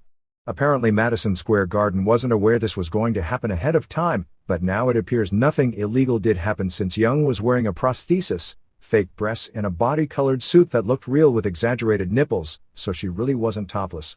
Even so, on January 29, MSG officials released a statement saying Madison Square Garden is disturbed by what transpired at the WWF event on January 23. The event was promoted as being consistent with traditional WWF programs. However, there was an international and significant departure within the event which both the Garden and the public were unaware. Today, the Garden has received a guarantee from the WWF that the presentation of the next event on February 28 will be consistent in every way with traditional WWF programs, and for that matter, so will any future event that may be held at the Garden. To say the public was unaware is actually being unaware. The promotion of the event on television strongly hinted that tops were coming off, and Jim Ross even went so far as to use the term buyer beware in hyping the match. The ultimate mindfuck that one of the younger women's surgically enhanced breasts would be uncovered was a drawing card for the event. The WWF gave the show an N rating, which to the consumer actually promises some nudity. The argument was that they didn't fail to deliver, and teased that down the road they'd do it with one of the women that fans wanted to see topless by having consecutive pay-per-views with apparent exposed breasts. There are various arguments that can be made regarding this one, and all don't exactly fit. There are plenty of pay-per-view events with bare-chested women. None actually fit into a direct comparison with WWF because none actually draw such a high percentage of children as viewers and are marketed so heavily to children. At the same time, many PG-13 movies have sexual scenes with audiences that include significant amounts of children. Pay-per-view wrestling, like a movie ticket, is a purchased event and not a cheap one at that, and unlike free TV, which kids routinely watch without parents' approval or even knowledge and can be seen by accident flipping channels, going to a live event, movie or a pay-per-view requires actual effort and a purchase to see the program. As long as it is made clear what could be on the show, and at this point any follower of WWF is very clear of what it is, it shouldn't be viewed differently than anything else on pay-per-view. Of course, one can use the UFC being banned on pay-per-view argument to make a strong case that the violence in all of pro wrestling is over the line. It's the same thing about some of the t-shirts or foam rubber middle fingers. It's already established WWF will do anything within legal limits to make money, and what the overall moral standards are not of the WWF, but of this industry in general. This is not a defense that it's morally correct to do whatever you can legally get away with, just that this is pro wrestling and nothing more can be expected from this industry than to make money in any way legally possible. But for those items to be marketed successfully, enough parents have to willingly purchase them for their kids or give their kids money to purchase them on their own. According to a Phil Mushnick column in the New York Post on January 28, it noted if what had looked like what happened actually had, that both Madison Square Garden and the WWF would have been in violation of New York State and New York City morality laws. The column claimed WWF officials read that Vice President Jim Byrne said the home TV audience didn't see any of this displayed due to the X and censored symbol on the screen while this was going on. Of course, that wasn't the case whatsoever, as there were plenty of peeks through the X noticeable on television, although they didn't air any of those peeks on the halftime heat replay of the event on USA Network, even though it was hyped as if they would to try and boost the rating for the show. Byrne said that nothing below Mae Young's neck was uncovered, and sources backstage indicate that was the case. The fact is that was apparent to virtually nobody live or watching the television broadcast, and the performance was designed to create the impression that she was actually topless. Another story in the same paper quoted MSG spokesperson Barry Watkins as saying that they were caught unaware of the show's content and executives here are aggressively pursuing the matter. MSG also noted that they have already banned certain WWF merchandise from being sold in the building because it is deemed inappropriate. If advertisers pull out or arenas won't allow certain merchandise sold or even won't allow the product in general, both Notre Dame University in South Bend, Indiana and the Catholic Youth Center in Scranton, Pennsylvania, both longtime homes for WWF venues, will no longer allow live shows in due to content of the live events. That is part of the checks and balances in our society. The market balances that WWF and all producers of events have to either work within or challenge, and obviously, as we've seen, the more successful companies, WWF, get more leeway from commissions and TV stations than the less, ECW, because standards aren't consistent, which is why standards seem to always be an issue. The more standards are pushed, the more desensitized viewers become, and things that would have never been allowed on television 2 years ago are weekly occurrences now. It also said that MSG lawyers are investigating whether the WWF violated conduct clauses in its contract with MSG. The January 31st duel, sending the return of Ric Flair against the debut of the Radicalz, ended with more bad news for WCW. Raw is Radicalz drew a 6.59 rating, 6.09 first hour, 7.04 seconds hour, and a 10.1 share to Nitro's 2.79 rating, 3.33 first hour, 2.27 seconds hour, and a 4.0 share. It was not the lowest Nitro rating in years. Kevin Nash's final show as Booker did a 2.61, but it was the realistic worst performance the show has done, considering the combination of going 2 hours and so NFL makes a 2.8 average the equivalent to about a 2.3 or 2.43 hour rating in October. The total Monday Night Wrestling audience was 9.7 million, so wrestling, largely due to the fall of WCW, is down significantly from its pre-football numbers. But at least this was the first week where people watching Nitro switched to Raw when it was over. About 29% of the audience watching Nitro switched to Raw when Nitro ended, and the reason this was different from previous weeks in that regard should be obvious. The first head-to-head quarter, featuring the debut of the Radicalz on Raw and the Flair Funk segment on Nitro, drew disappointing numbers across the board. Raw did a 5.12 for the quarter based on the Outlaws vs. Snow and Blackman, while Nitro did only a 2.60 for Flair's first interview, despite it being easily the best segment on the show in months. Nitro's main event of Vicious and Funk vs. Harris Twins and Jarrett drew only a 2.17 rating, going head-up with Rock vs. Angle at 6.65. Raw's final quarter, featuring the Radicalz attacking Triple H, did a 7.306-minute period, slightly down from the usual 7.5 to 7.6 Raw final segment. The other head-to-head quarters saw Raw at 6.13, Christian vs. Devon, to Nitro's 1.98, Luger vs. Knobs, and Raw at 6.382 Cool vs. Show to Nitro's 2.04, Smiley vs. Helms. SmackDown on January 27 blew away all existing records, doing a 5.43 rating and an 8.0 share, beating its old record set for a show that was built around Arnold Schwarzenegger by 0.3. Part of this, actually the main reason for this, was because the network programming was non-existent due to the president's speech, which notoriously draws big numbers for stations that don't carry it. Thunder on January 26 drew a 2.66 rating, which is up from the previous weeks on Wednesday. The bad news is that the lure of the world title being held up and the return of Ric Flair was totally squandered. The audience dropped as the show went on, and was down to a 2.1 rating for the finish of the title match and for Flair's cameo. They had been going with the idea for weeks that they would build Flair's return for weeks in hopes of at least doing a good quarter hour.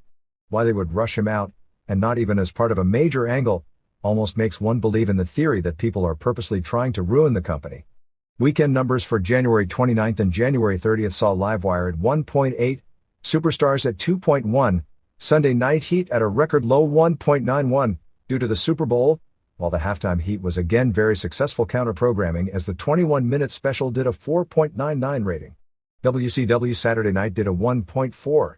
ECW on TNN on January 28 drew an 0.98 rating and 1.6 share, while Roller Jam also dropped to an 0.63 rating. And for those of you curious about Rock and Bowl, which someday is going to be considered one of those legendarily bad ideas for television, it did an 0.36. Japanese television rundown. January 9, All Japan. 1. Mitsuharu Misawa beat Hiroshi in 24-42 of their first ever singles match. Due to the piece on the death of Gary Albright, very well done, they had to edit this match down to about 15 minutes. It was a huge disappointment. The entire match consisted of doing various arm locks on Misawa. Since this is All Japan, which is far less submission-oriented than New Japan, the crowd didn't react to the moves. Continually worked on Misawa's right arm. Don't do that in wrestling school because they'll think you're a goof, which actually makes more logical sense since you'd want to work on the strong arm and the comeback arm. The first real pop was Misawa making a comeback with a rolling elbow and got him in a flying arm bar to break the comeback. Did a dragon suplex, 2 uranage and a Northern Lights suplex for a near fall. Misawa came back with left arm elbows, because he was selling the fight, but finally hit 2 rights and scored the pin. Misawa did almost nothing on offense this entire match. 1 stars. January 15, New Japan. 1. They replayed the Shinya Hashimoto and Takashi Iizuka vs. Naoya Ogawa and Kazunari Murakami match from the January 4th special. 2. Manabu Nakanishi beat Kenzo Suzuki in 6:41. This was Suzuki's pro debut and the crowd was intrigued by him, clearly thinking it was historical, and he'd be a star someday. They did a lot of UFC spots early. Suzuki was very green. It was good for what it was, Basically Nakanishi giving him the indoctrination into pro wrestling. He beat on his body to the point his nose was all bloody and his chest was beaten raw. Very physical match ending when Nakanishi put him in the torture rack. Suzuki's offense consisted of chops that need more work and a spear, stemming from his rugby background. 1.5 stars. 3. Yuji Nagata pinned Kazuo Yamazaki in 6:44 in Yamazaki's retirement match. This match appeared too careful, almost like an exhibition where they weren't trying to hurt each other, which I guess is what pro wrestling is supposed to be all about, but this wasn't because it looked it. Nagata scored the pin after 2 back suplexes. There was something interesting about seeing Suzuki's pro debut and Yamazaki's last match in succession. The highlight wasn't the match, but the post-match ceremony. They showed Kiyoshi Tamura, Hirameda and Nobuhiko Takada presenting Yamazaki with flowers and the whole deal was done well. 3/4 star. January 22, New Japan. 1. Shinjiro Otani and Tatsuhiro Takaiwa beat Kendo Kashin and Minoru Tanaka in 13-19 to retain the IWGP Junior Tag titles. Of course it was good, but it was nothing like the match involving 3 of these 4 at the October Tokyo Dome show. There were some great spots, including awesome mat work early by Kashin and a great slugfest by Takaiwa and Tanaka. Tanaka and Kashin also did a double flying armbar spot. It appeared Otani was injured as it seemed Takaiwa was carrying the match and Otani didn't do nearly the number of hot moves you'd expect from him in a normal match, let alone the big show of the year. It ended with Takaiwa pinning Kashin after a lariat and a Takaiwa driver, the same move Rikishi uses. 3.5 stars. 2. Kimo beat Kazuyuki Fujita via DQ in 4:02. To their credit, they worked this match to where it really looked like a shoot. Fujita just kept taking Kimo down with strong takedowns and looked far more powerful. Kimo's head was busted open as well. The finish couldn't have been worse, since Fujita dominated the whole way and they were in the corner and Fujita gave him a low blow. Kimo did an incredible sell job, if that's even what it was. 1/2 star. 3. They replayed the Kensuke Sasaki IWGP Heavyweight title win over Genichiro Tenryu from the January 4th special. Mexico. Yet another death. All that is known is it was a Monterrey wrestler named El Jurassico, in his early 40s, who was also known as El Mensajero de la Muerte and went on a few Japan tours in 1991-92. Jurassico is believed to have died of a drug overdose. Pierroth Jr. will be in Puerto Rico until just before his March 10th hair vs. hair match at Arena Mexico with Mascara Anno 2000. Very little in the way of news over the past week. Universo 2000 kept the CMLL heavyweight title beating WWO heavyweight champ Mascara Sagrada on January 23 at Arena Coliseo. The January 25th Arena Coliseo show saw Archangel keep the CMLL welterweight belt beating Tigre Blanco. There will be a show February 4th in Tijuana headlined by Elio Del Santo and Rayo de Jalisco Jr. and Brazo de Plata vs. Los Hermanos Dinamita plus Mr. Niebla and Mascara Sagrada and Arandu vs. Blue Panther and Phobia and Depredator. So Santo isn't even on the February 4th Arena Coliseo show, which is the day before the February 5th Santo death holiday.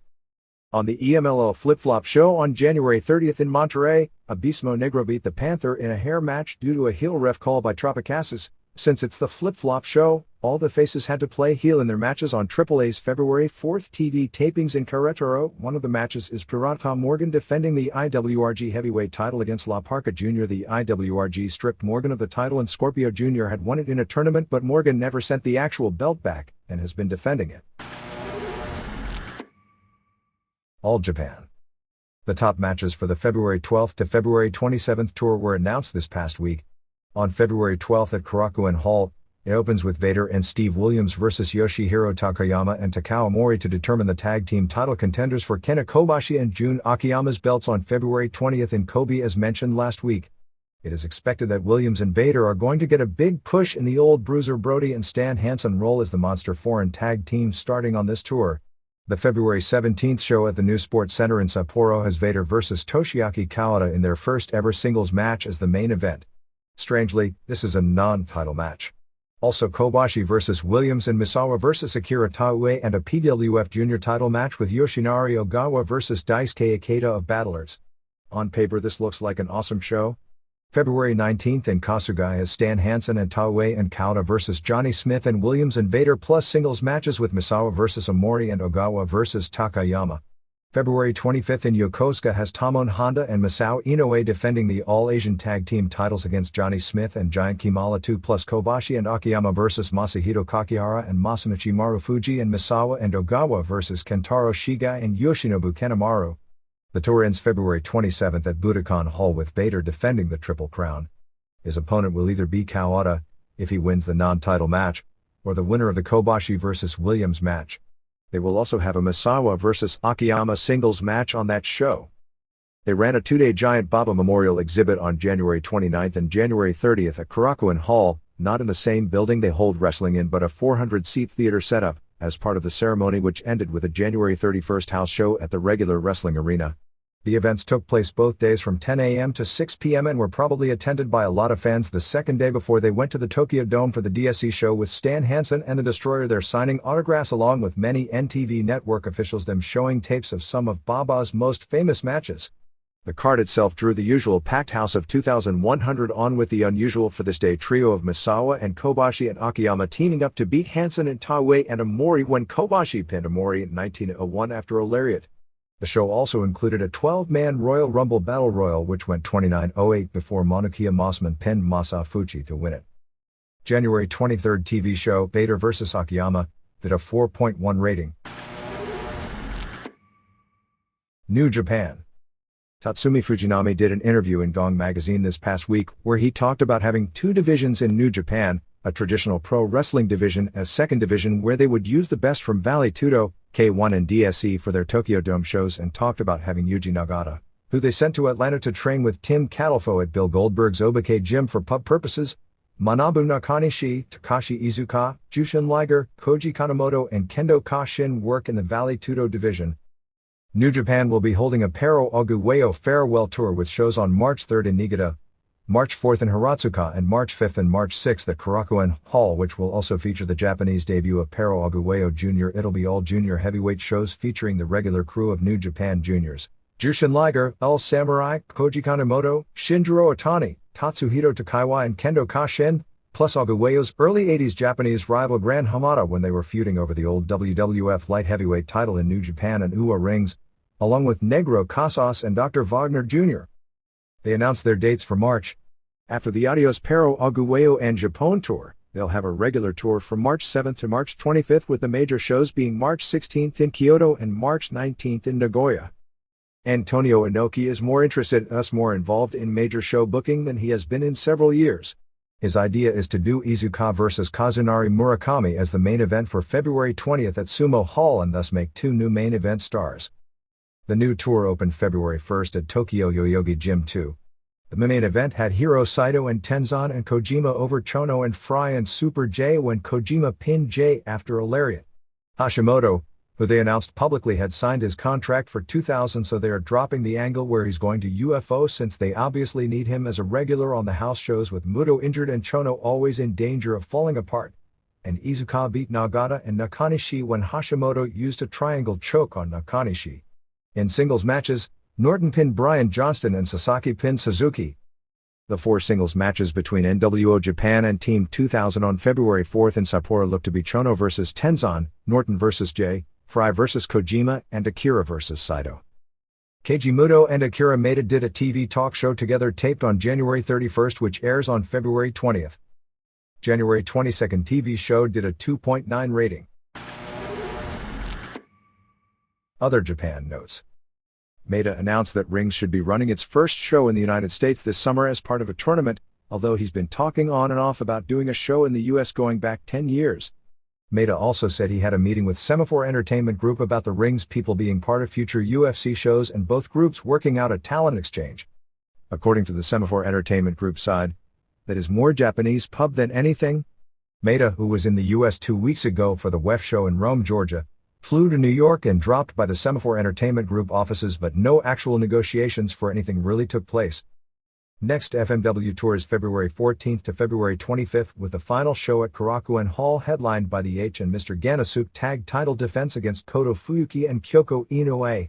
Also on the show will be a four-way dance to determine the next tag title contenders with Hisakatsu Oya and Naohiko Yamazaki, Hideki Hasaka and Yoshinori Sasaki, Kentaro Kanemura and Jado and Geto and Koji Nakagawa. Balls Mahoney will be headlining on this tour, stemming from the angle shot at the ECW show in New Orleans backstage with FMW president Shoichi Arai, working with Team ECW. Lance Cade, who is Shawn Michaels' star student in San Antonio, will also be brought back, and he must have been impressive the first time since he's in 2 main events as a babyface against ECW. The first FMW vs. Big Japan interpromotional match looks to be February 22nd at Korakuen Hall on the Big Japan card, with Kintaro Kanemura of FMW defending that company's Woo Hardcore title against Ryuji Yamakawa. They did the angle on January 27th with both FMW president Shoichi Arai and Big Japan president Shinya Kojika involved. Kanemura said that after he beats Yamakawa, he wants a match with Kojika.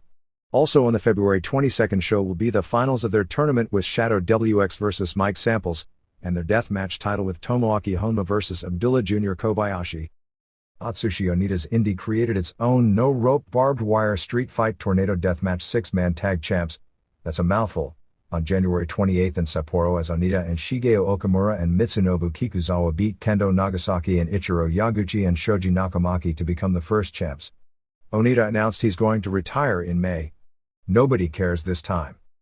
Igor Vachenchin was at the Battle Arts show at Korakuen Hall before the DSE Pride show and shook hands with Alexander Otsuka, who he fought later in the day, in the ring. On that show, Minoru Tanaka captured the independent junior heavyweight title, formerly an FMW belt but now a Battle Arts belt, beating Naoki Sano. Otsuka and Karl Malenko lost in a tag match against Yuki Ishikawa and Muhammad Yone. Version ran a big show on January 30th in Tokyo before an announced 1,050 with both its titles at stake. Asia Kong retained the Queen of Version title, beating Candy Akutsu in 1613, and Akino and Ayako Hamada kept the Twin Stars of Version tag titles, beating Mikiko Futagami and Ri Tamada. After Kong won, she asked Marco Yoshida to team with her to take the tag titles on February 18th at Korakuen Hall. Here and there. The world never ceases to amaze. The January 26th New York Post had an item about there being an auction this week among publishers to get the rights to publish an autobiography written by Rena Mero, which would be called Busting Out: My Life as Sable and Beyond. I guess they don't realize the book-buying mania among wrestling fans is because the books and characters are pushed on WWF television at that moment, and not that wrestling fans are going to buy any book on the subject. In wrestling, Rena Mero is yesterday's news.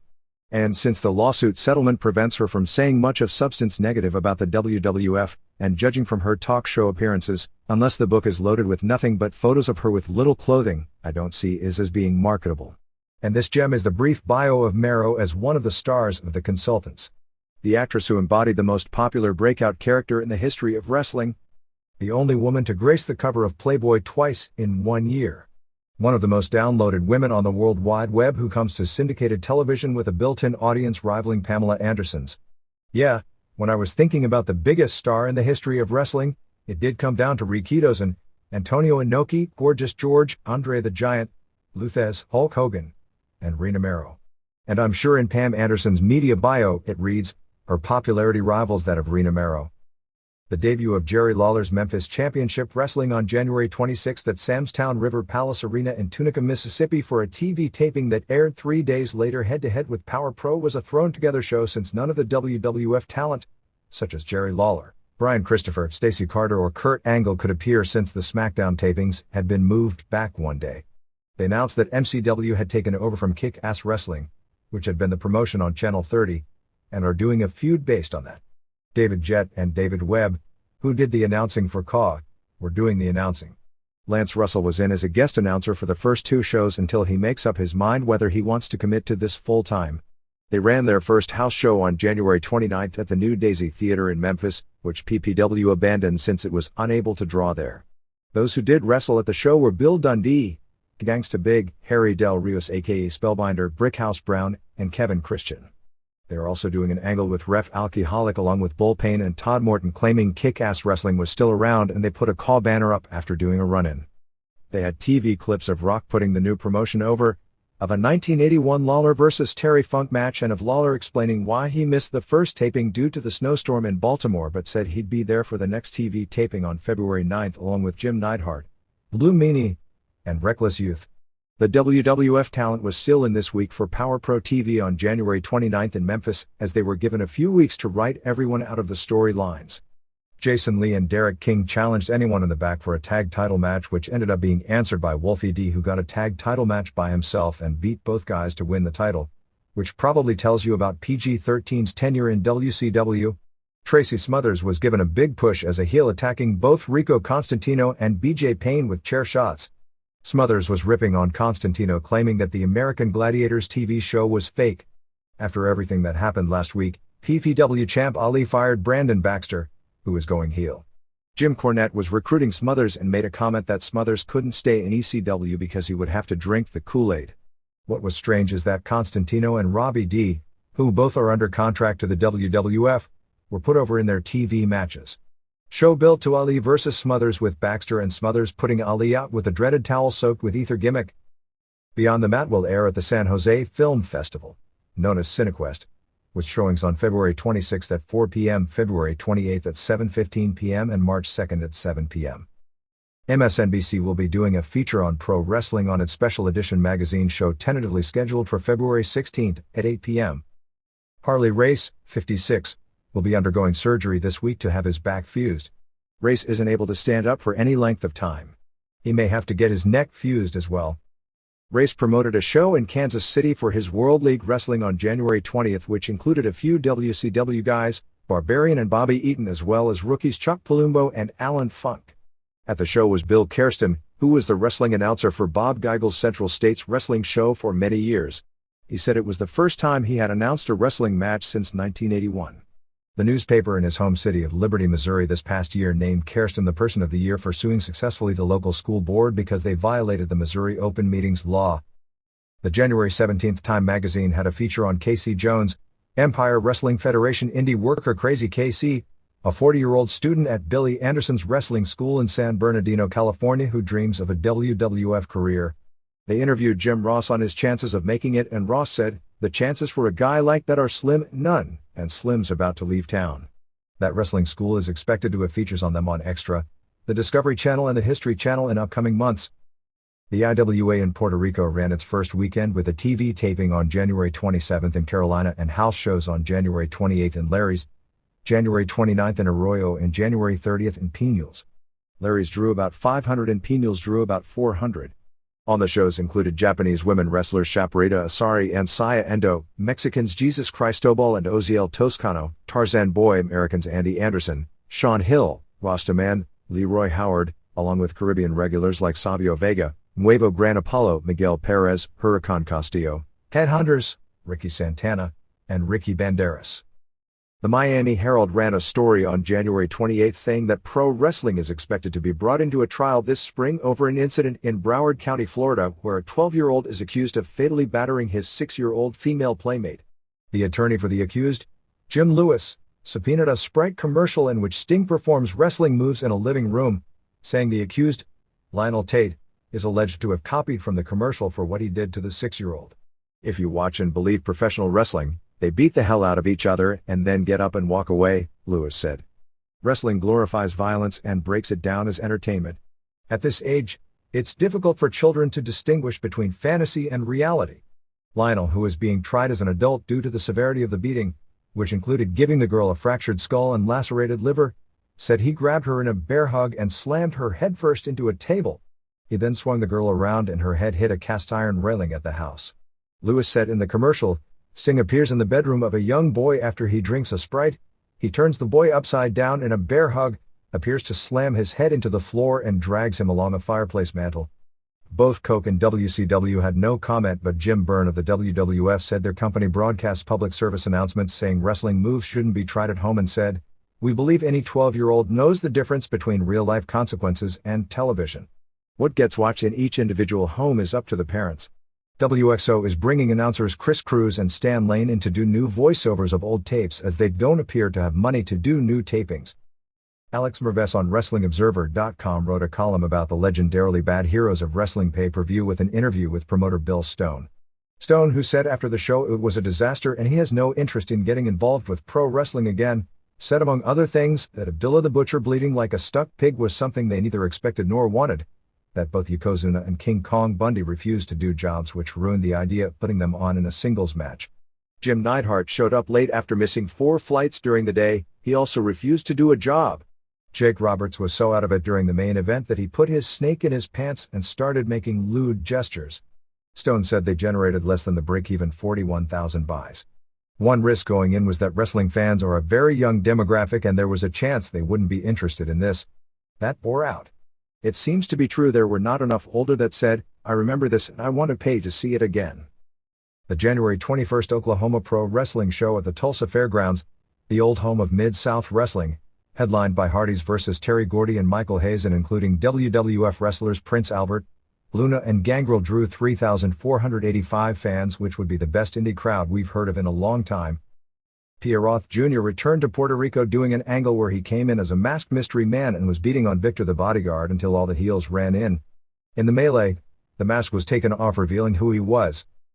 Mikey Whipwreck is scheduled to appear on February 12th and February 13th in Hanover, Germany for Independent Wrestling World in a junior heavyweight tournament which also includes wrestlers from the UK, Jason Cross, Belgium, France, Austria, and Spain. All Pro Wrestling will be running its first show at Keyser Pavilion in San Francisco, the site of the roller derby tapings in the 60s and 70s, on February 5th with the regular crew plus Christopher Daniels, Tony Kozina, Michelle Starr, and Moon Dog Moretti. MMA.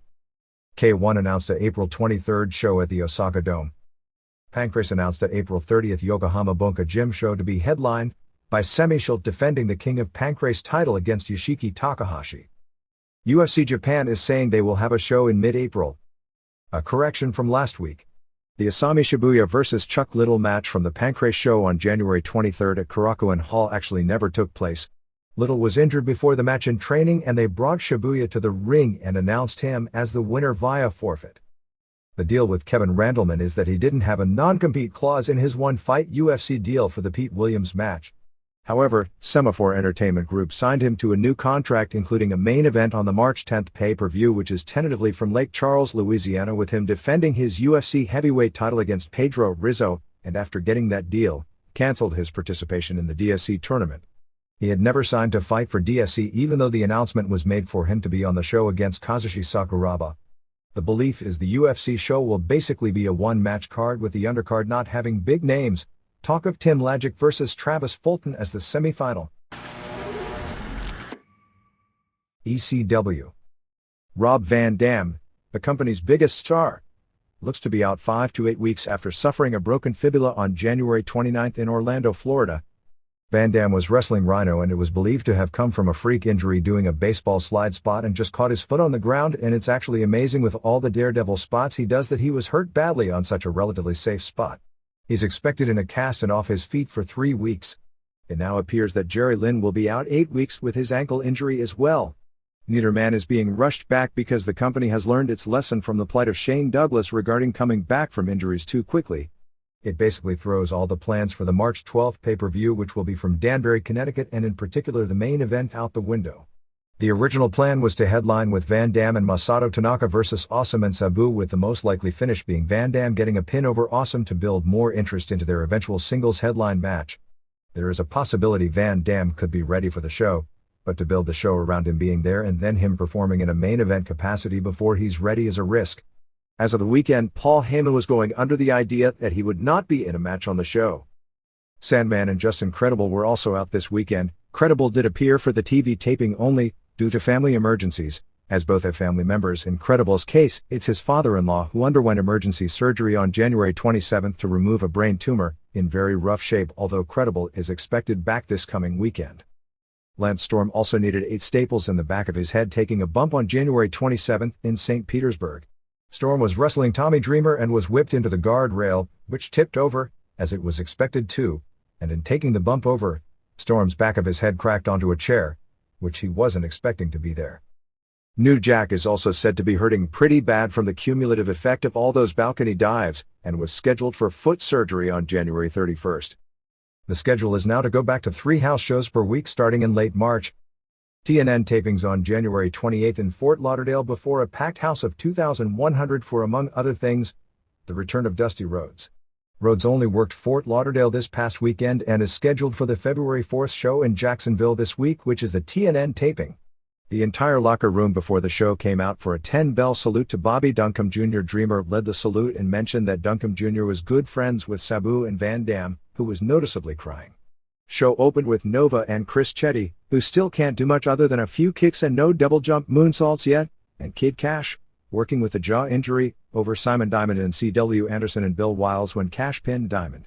There was a scary spot when Kid Cash went for a springboard into the ring, lost his balance, and fell back onto the floor.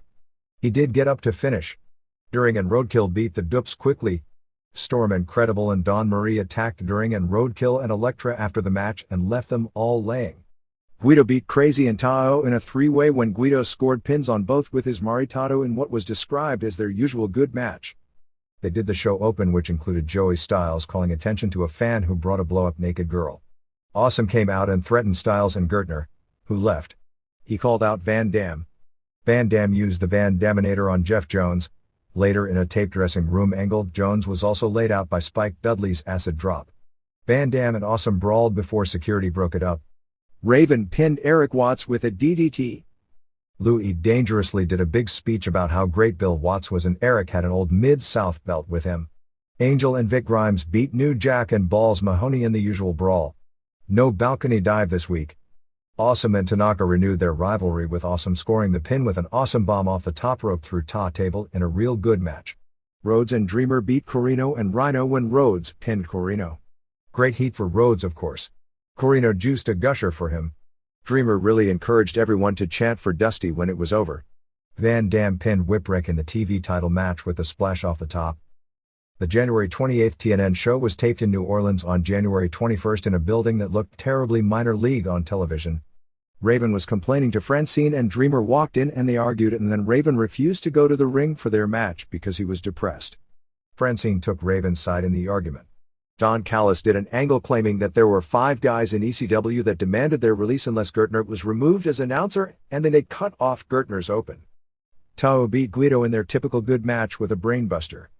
Rhino and Corino beat Dreamer and Josh Wilcox in the match where Wilcox turned heel on Dreamer. That was probably a good angle for New Orleans, since he's on the Saints, but didn't play nationally since wrestling fans don't know Wilcox to begin with. Give Wilcox credit because he was a good enough sport to sell for a grossly out-of-shape 54-year-old former pro wrestling legend. Rhodes gave Wilcox and Corino the bionic elbow and dropped an elbow on Wilcox. Awesome beat Spike Dudley in a more tame but still good version, the severe annihilation of Spike match. In regards to the miscue live, the editing was weird. On the syndicated show they did an interview with Wilcox with Corino and Victory where he took off his Saints jersey and Joey Styles tried to sell it as if they had created a major sports story with Wilcox quitting the Saints on ECW TV. In actuality, his contract with the Saints expired and he's a free agent and it was well known he wasn't expected to be back with the team next season. They showed the splash where the ref counted 3 when he wasn't supposed to but edited off the 3rd count and Styles said how Spike kicked out. Awesome then did the planned powerbomb through a vertical table finish. Awesome powerbombed the ref after the match and called out Van Dam, but Sabu jumped him. Gedo and Jado from FMW are coming in to work with Storm and Credible for the tag titles on March 4 at the ECW Arena. Storm has wrestled both many times in Japan and has been pushing for this match. Eric Watts at this point is still scheduled to work TV. Wilcox's father Dave was, in fact, inducted into the NFL Hall of Fame over the weekend. ECW and syndication did mention the death of Duncombe Jr. There is a civil trial set for the middle of February regarding a spectator in the front row who was injured by a burning chair during the October 28, 1995 ECW Arena match with Cactus Jack vs. Terry Funk. WCW. A few more notes on Bobby Duncombe Jr. His official cause of death was an overdose of the drug Sentinel, a painkiller. He had approximately 10 times the amount in his system that would be considered a safe dosage. His blood alcohol content was 0.03, so it was not an alcohol poisoning death, and he probably used the alcohol to wash down the Sentinel. While in college, he was constantly injured, but his former coach, David McWilliams, remembered him as one of the mentally toughest players he ever coached. McWilliams, in an article in the Austin American-Statesman, remembered in a game against Missouri in 1986, he tore out his knee and calmly jogged to the sidelines and told the coach, "I think I blew out my knee." One time, with Duncombe playing with casts on both hands, which were broken at the same time, he nearly got an interception, but because of the casts, dropped the ball. At first a coach started yelling at him for dropping the ball and Duncombe glared back, but then everyone broke up and started laughing. After playing at Texas, Duncombe Jr., in 1989 also had a tryout with the Houston Oilers besides playing in the World League and Arena League. His funeral took place on January 28 at Great Hills Baptist Church in Austin. About 300 people were present, including two former college coaches, McWilliams and Fred Akers, and wrestlers John Layfield, Bradshaw, and Terry Brunk Sabu. Layfield talked about his experiences in Japan with Duncombe and quoted poet Robert Burns about how it's better to be a meteor flashing across the sky than a dead planet that lasts forever, and that's how Duncombe lived. His younger brother Dwayne said that Duncombe lived life like it was a race, and it wasn't a marathon. Hogan was set to return at the TV tapings in Binghamton, New York on February 1st, so I guess they didn't have the patience to wait it out until Valentine's Day. I'd be pretty sure that all the stories floated about Hogan having contract problems were works, similar to Hogan's supposed feud with Nash causing him to walk out 1 year ago when in fact the two were working together in angles both for his return, and also angles on the wrestlers to make Nash look good as Booker by being the one to have gotten rid of Hogan. Hogan is also working with Luger on Super Brawl. Also on the show is Sid vs. Jarrett, apparently Flair vs. Funk and Kidman vs. Vampiro. Nash suffered an apparent ankle injury on January 30th getting out of a car and slipping on ice. He underwent surgery on January 31st and had a plate put in by Dr. James Andrews in Birmingham and should be out of the ring for about 6 weeks, although he'll be back on TV this coming week. The Nitro show had to be totally redone at the last minute because both Nash and Buff Bagwell were heavily figured into the show and neither were there. Reports that Nash was going to get the WCW title from Sid on the show before his injury were incorrect. Bobby Heenan missed Nitro allegedly due to a strep throat, and Mark Madden was literally called at 2 p.m. the day of the show about flying in. The general feeling was he did really well, and J.J. Dillon, Terry Taylor and Bill Bush were all said to be high on his performance. It's hard to do great when there is nothing great to call, but he was good and a big improvement over the level Heenan has been working at. A scary stat that will go ignored. Over the past 2 years, 6 WCW touring wrestling personnel have passed away, only one of which, referee Brian Hildebrand, was from natural causes. There are 3 apparent drug deaths, an auto accident and a suicide rounding out that list. That would be roughly 25 times higher than the national average of people in a similar age group. January 31st Nitro in Wilkes-Barre, Pennsylvania drew a legitimate paid sellout of 7,514 paying $161,200. The live show opened with a dark match with Lenny and Lodi beat Villanos, and after the match, Parker laid out both Villanos with a chair. With Nash out, they opened acknowledging Nash as not being there, but not acknowledging any injury, and said he was giving control to Jarrett. All seemed bad. Nash would pick Jarrett ahead of him. NWO came out with the fitness models. They all took their NWO t-shirts off to reveal scantily clad upper bodies. Jarrett made Ron and Don Harris the new full-fledged NWO members. So much about the lesson learned about not watering down the group. Jarrett said he was giving himself the shot at Vicious title on the pay-per-view and said he and the Twins would face Vicious and 2 others in the main event. Funk and Anderson had a brief discourse where they already teased Anderson turning on Funk. In the Cruiserweight, aka Jobber, tournament, LaRue beat Karagias in 221 with Whiplash 2000, Russian leg sweep.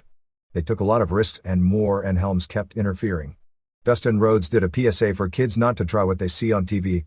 We're told there is an idea on the boards for a new Texas Outlaws tag team involving Rhodes, which is why they haven't done anything with him on TV of late. Vito and Johnny kept the tag titles, beating David Flair and Crowbar in 605 in what was called a Bensonhurst, where Tyson grew up, street fight. Vito took a back body drop into a snowbank. The guys worked hard. There was a big pop when they pulled out tables. Flair looked like he had no business in there. At one point Daphne kicked Vito, who didn't even register it. Vito came off the top and put Crowbar through a table for the pin. Knobbs gave Jarrett money to book Finlay vs. Luger. Let's see, if I wanted to pay off someone to beat someone up, and the guy I wanted beaten up was Finlay, I don't think Luger would be the first choice. Jay Biggs came out, now managing the new Harlem Heat. Nothing was said about Canyon. He played the lawyer character and said Booker T's music is owned by Heat and he couldn't use it anymore, and they gave him new music. He claimed the letter T was the property of Harlem Heat. I guess they'll file a suit against Sesame Street next. What about if Booker T and the MGs want to tour again? Anyway, this silliness ended up with Fat T talking, and it wasn't long before you remembered why Ahmed Johnson got all those votes for worst on interviews. Heat left, but Biggs was still talking, and Midnight threw him in the ring. Booker attacked him and Biggs was claiming whiplash. Just like one of the boys to work an injury to the Booker. 3 count beat up Smiley. Jarrett screwed Knobbs by taking a payoff from Finlay to make him the ref in Luger vs. Knobbs. Kidman beat Wall in 3:06 when Vampiro used a spin kick off the top on Kidman's back and he fell on Wall for the pin. The announcers had to sell this as a huge win for Kidman even though Wall is a jobber and he was about to get choke slammed before Vampiro, his enemy, showed up to save him and give him the win. And people think WCW doesn't make sense. Flair did a great interview. He got the biggest reaction anyone in this company has gotten in a while. He did every one of his heel cliches and the harder he tried to go heel, the more the people cheered him. It would have been funny except it's not. Flair said he wouldn't team with Funk. Funk came out and did his best promo since he's been with the company. Actually, this was the most entertaining thing on Nitro in months. They even quoted from Foley's book with Funk saying that Foley said Flair wasn't a pimple on his ass. Flair said then Foley hadn't watched wrestling for the past 27 years. They ended up doing a pull-apart brawl. The brawl couldn't live up to the interview. Lenny and Lodi threw down their standards and practices outfits at Miss Hancock and said the gimmick was stupid and ripped on WCW for being the most uncool place to be. As long as they portray the company on TV like that, they'll remain the butt of jokes and their business will be dead. Luger vs. Knobbs went 4:07 with no finish when ref Finlay simply left after Liz hit Knobbs with some lame bat shots. Luger challenged Hogan again. Smiley earlier had stolen the Demon's costume. Demon was shown, with his makeup, filing an arrest report for stolen gear. Then Smiley came out with the gear and beat Helms in 2:51. The police came after Smiley and Demon chased him into the crowd. There was a germ of funniness to this idea but overall it was really bad. DDP and Kimberly were doing an interview. Vito walked by and pinched her butt. She turned around, saw Disco, and told Paige to put a tushy whipping on him, which Paige did, finishing him in 2:32 with the diamond cutter. Main was supposed to be Flair and Funk and Vicious versus Jarrett and Harris twins. Flair never came out so it was 2-on-3. Finally Flair came out in street clothes and attacked Funk. Jarrett and Funk actually made this a decent match. Jarrett sold a punch that missed by so much that 10A wouldn't even sell it. Funk took a bad slam catching his rib cage on the announcer's table. While all this was going on, Jarrett hit Vicious with a guitar for the pin in 7:48. They needed a finish like that to give Jarrett some credibility as an opponent. The problem is it still won't mean much because the belt they are fighting for has no credibility. Scott Hall never did have his knee surgery while out of action so he's considered questionable for the pay-per-view. Steve Regal has been let go again. In that Thunder handicap match, was Sid Vicious winning crossface the single least believable looking submission hold of the year. Lenny Lane and Lodi are going to switch from doing the standards and practices gimmick, which was an inside joke that didn't take, to doing a Hardy Boys gimmick. Don Frye and Brian Johnston from New Japan were backstage at the Las Vegas Thunder. They are considering putting Ralphus with Smiley. Bret Hart was chosen to speak as a major museum function this past week in Calgary. Stu was there and was shown on local television in a wheelchair.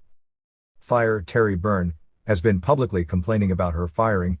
She stated that her contract was to be a dancer and not be a physical performer and was fired when she turned down those types of scenarios. I guess since it was the only good angle in the company, they've dropped the DDP versus Bagwell feud, much to the chagrin of both guys. Mark Coleman turned down a WCW offer to come in, shoot the angle where he'd call Tank Abbott a sellout on the Los Angeles Nitro, and later put Abbott over, probably on the pay-per-view. After having a meeting with WWF and basically coming out of it with an agreement, Burt Prentice got a better offer from WCW and took it. Actually, Prentice's version of the story is that he told WCW he had a verbal deal from WWF, but they continued to pursue an agreement. After 2 weeks from the January 12th meeting with Jim Ross, when Prentice hadn't gotten any paperwork, Prentice then accepted the on-paper offer from WCW since it was more lucrative and that WCW power plant talent will probably start working for the group on February 11th.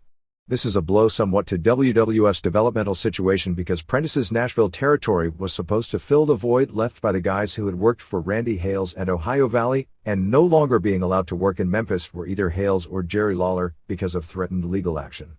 Would have still gotten in their 5 shows per week working Nashville on the weekends.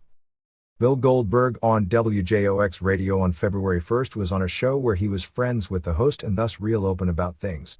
He said it was in the script for him to at first use a sledgehammer on the car windows but he didn't think it was consistent to use a sledgehammer, saying the mistake cost him a lot of blood and time. He said he was extremely frustrated by his lack of progress when it comes to the injury healing but hoped to be back on television within 1 month. He kept bringing up how he was unhappy with the constant turmoil over power and control. Goldberg said that there were only two people he hated to work with, mentioning Hall by name, saying he was a cancer both in and out of the ring and bad for business. When asked about Russo and Ferrara, Goldberg said he hated the increase in the profanity and sexual innuendos on the show, and they made him feel like a hypocrite every time he went somewhere to promote the company.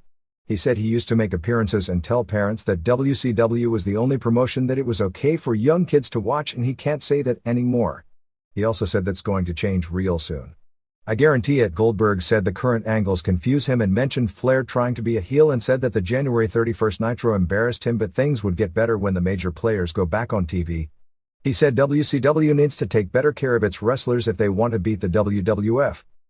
Kevin Green retired from football on January 27. Thunder on January 25 in Las Vegas drew 2,510 paid, plus 3,813 comps, paying $82,425. A house show January 28 in Nashville drew 2,019 paying $45,534. The house show January 29 in Johnson City, Tennessee drew 2,623 paying $54,790. Merchandise for the period from January 24 through January 30 was $75,618 or $5.64 per head. Nashville and Johnson City were both headlined by Nash vs. Ric Flair in Flair's first matches since his latest return. They did an angle where Nash, as commissioner, ordered Jarrett, who made the cities but couldn't wrestle due to his concussion, to watch over the match and also, for one night only, ban the figure 4 leglock. After a ref bump, Flair used the figure 4 only to have Jarrett come out and disqualify him. Now that angle is lame enough on a free TV show, but there could be an explanation that it would draw heel heat to build to something down the road that fans would pay to see. In the current situation of WCW, I'd suggest that isn't the case, but there is at least an argument that it could be. But to do it on a house show in cities that they aren't going back to with rematches within 1 month only leads to fans feeling screwed, which WCW is the master of, and WCW should have recognized by declining attendance at their shows, while WWF always ends its shows with babyface celebrating with the fans, and its attendance has been outstanding and remains holding steady. If I didn't know better, I'd suggest that at this stage of the game WCW needs to make fan satisfaction and making people believe they aren't going to pay money and get screwed priority number 1, and if that's the case, to be booking finishes like this would certainly seem that someone is booking for total company house show destruction. Actually, I shouldn't say that I don't know better. Most of the wrestlers, and certainly the vast majority of the stars, don't want to do house shows, and you see how every weekend so many come up with these bogus excuses to try and get out of them, so maybe trying to make the cities even bigger money losers each time out is the goal, because the end result theoretically to save money would be to cancel house shows. All I know is that whomever came up with those finishes is either unbelievably stupid when it comes to booking, or unbelievably smart when it comes to killing cities on purpose, but either way, they shouldn't have any power over finishes. WWF. It is being reported that Undertaker suffered a torn pec and will be out of action another 4 months. Steve Austin's first live interview aired as the highlight of the halftime heat, which aired edited video clips of the Dudley vs. Hardy's table match in the swimsuit competition from the Royal Rumble, with the key parts being edited off the show, of course. Austin was in a neck brace, obviously in great pain. It was weird because they showed a clip of him getting run over as the reason for his injury, but in almost WCW-like fashion, they did the interview and neither he nor Jim Ross brought up the angle they were selling. Ross brought up Deborah, which is a subject which has never been broached on WWF television before, and Austin said they were engaged and would be married in the near future, and they continued on that the next night on Raw. Ross was clearly trying to make it seem legit and not like an angle, and Austin was somewhat in character and somewhat not, and even brought up Austin as being an icon of the sport like Bruno Sammartino in the 60s and 70s and Hulk Hogan in the 80s in the WWF, mentioning two names that are never mentioned, and certainly not in reverent terms like that, on WWF television. Austin estimated 3 to 4 months before he was back in the ring, but also said if he couldn't go full speed, he wouldn't come back. Austin was clearly in a lot of pain, and a lot of people were stunned by seeing him in that condition and his slurring words and the like, and it was one of those deals where in hindsight it may have been better off if he hadn't done the interview. There may have also been a sleight of hand as it regarded the barbed wire. Cactus Jack took shots from real barbed wire. After the ref gave it to the Spanish announcers, they may have done a switch and used fake barbed wire, like is used in WCW, for the shots that Helmsley took. The 3 commercials produced for the Super Bowl, 2 of which aired and 1 of which ABC rejected, were pretty entertaining. One was a group of babies dressed up like WWF characters, with the final one dressed as Rock, calling the nurse a jabroni. The second was a beauty contest. The winner of Miss Congeniality was from Connecticut.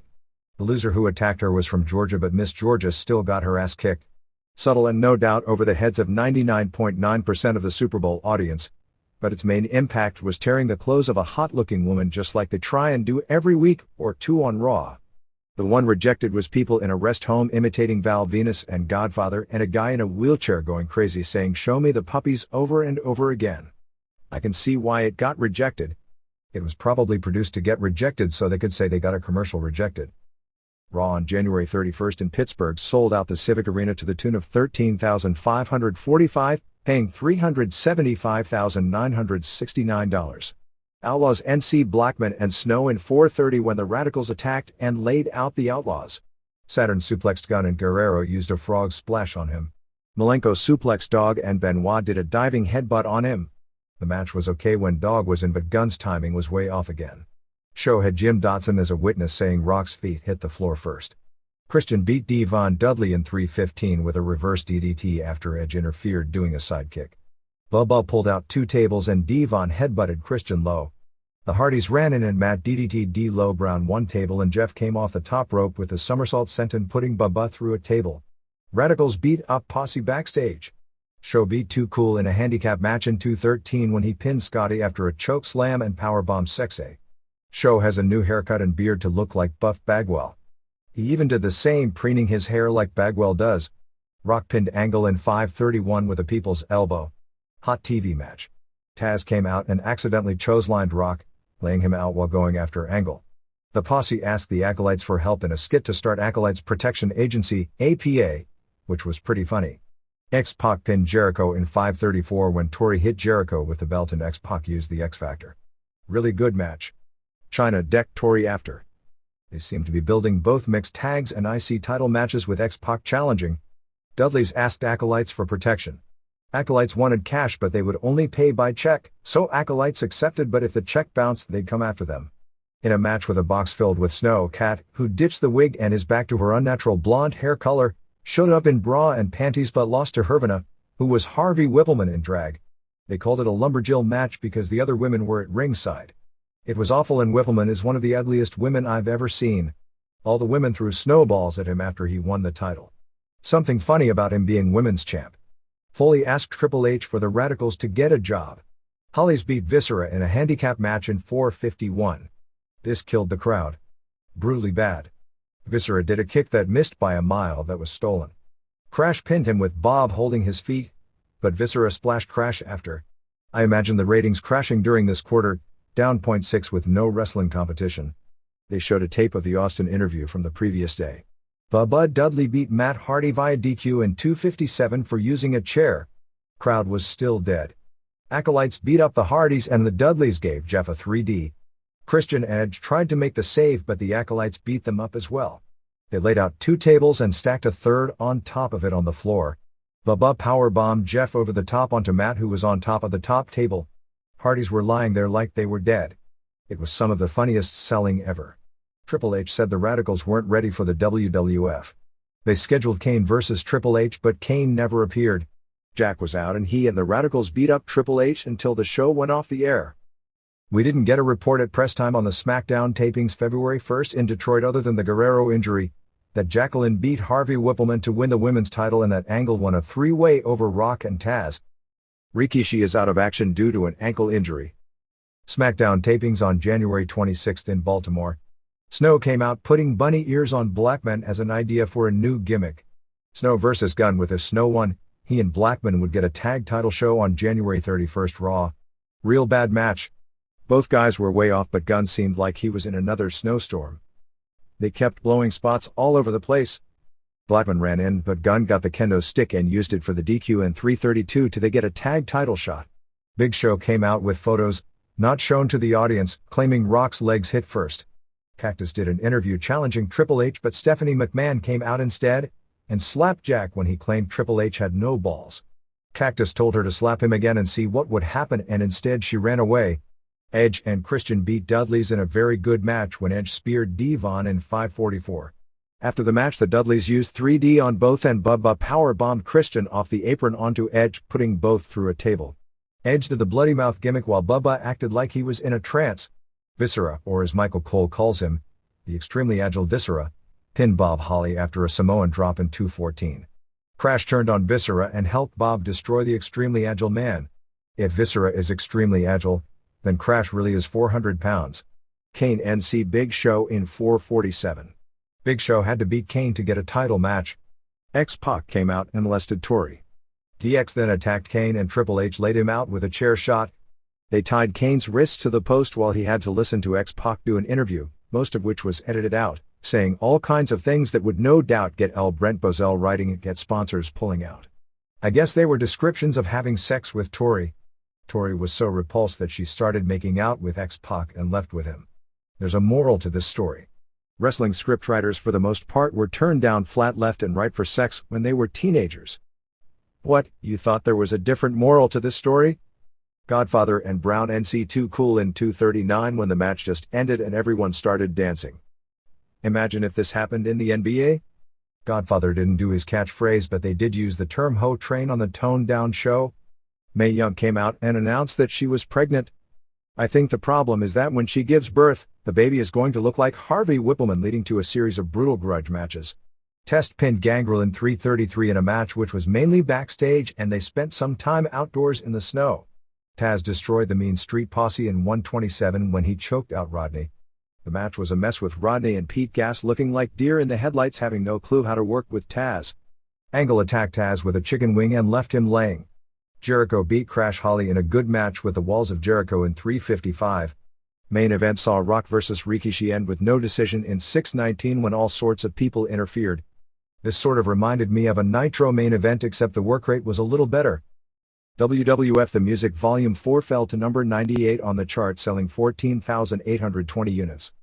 The first 2 weeks WWF Heat was on Channel 4, which was a network station, in the UK. On January 9th and January 16th, the audience was 1.1 million and 1.5 million respectively, which are considered good numbers.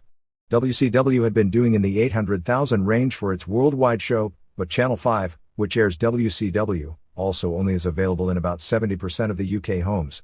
Channel 4 aired the Royal Rumble live, and there were tons of complaints in the UK because as a TV station as opposed to a pay service, Sky used to carry WWF PPVs to a far smaller audience. They had commercial breaks which were taken between matches. Fans were really mad when, in the middle of a Rock interview, they cut to commercials and the station had tons of complaints. Taka Michinoku is expected out for about 1 month due to a shoulder injury in that Royal Rumble bump. The January 24th Business Week had an article about Linda McMahon. Among the items in the article were discussing a WWF spaghetti sauce and Linda pressuring Vince to allow a biography to be written about him. They talk about the stock price falling, with Linda saying that analysts claim the stock will be up to at least 30 once buyers realize what a potent name brand WWF is. There is a quote from Vince about the marriage stating what makes it work is her undying love and affection as a wife and as a mother, and great sex. She claimed the WWF would soon have 24 hours a day of programming, including an action-adventure TV show based on Miami Vice and a late-night talk show with wrestlers broadcast from the WWF New York complex. They had a sidebar about the WWF versus WCW feud with a basic story. Turner spent money to sign Vince's guys and WWF fought back, creating new stars. It also has one new historical tidbit. In the mid-80s, the Atlanta media tycoon, Turner, had lured McMahon's World Wrestling Federation to his TBS network. Then things turned nasty and personal. Turner didn't deliver what he promised, and the pair split, says McMahon. Those who were around then will remember it wasn't exactly that way. The article said Vince was gloating about Turner's recent separation from Jane Fonda. The article that talked about the rivalry said that WCW attracts an older audience that doesn't attract as much interest of advertisers, but gave no hint that the company was in freefall.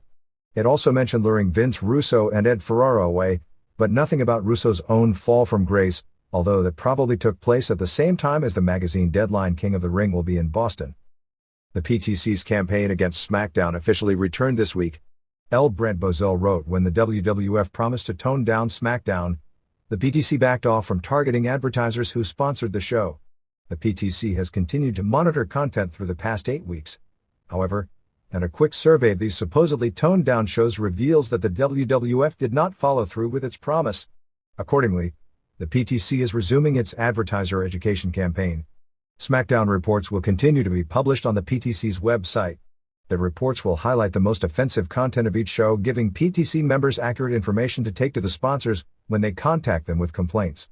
Most of the complaints dealt with the word ass being used in interviews and violence such as acolytes bar fights, table breaking, the Miss Royal Rumble pre-show teases with the women and chair shots. WWF sold the rights to broadcast Sunday Night Heat and 4 pay-per-view events, Royal Rumble, Backlash in April, Fully Loaded in July and Armageddon in December, to Channel 4 in the United Kingdom for $1,136,000. For those of you with access to a KU-band satellite dish, you can watch SmackDown live every Tuesday night because they beam the show directly from the arena to the TV studio in Stamford, Connecticut for immediate editing so it can make the air on Thursday. The January 24th issue of Barron's magazine ripped into Yakks Pacific as an investment, citing a slowdown in the sales of WWF action figures.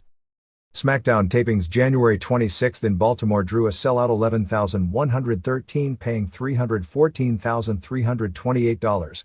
1,368 paying $247,770. January 30th in Cleveland drew 14,546 paying $389,831 for an afternoon show on Super Bowl day. Merchandise for the week was $339,444 or $7.14 per head. The January 28th show in Indianapolis was canceled largely due to the families of the crew being really unhappy. The previous week, virtually the entire crew was asked to stay in the Northeast an extra day for the January 19th opening of WWF New York. However, so many flights were canceled going out of New York on January 20th due to the weather that many of the guys were unable to get home the next day either, and thus lost another day off.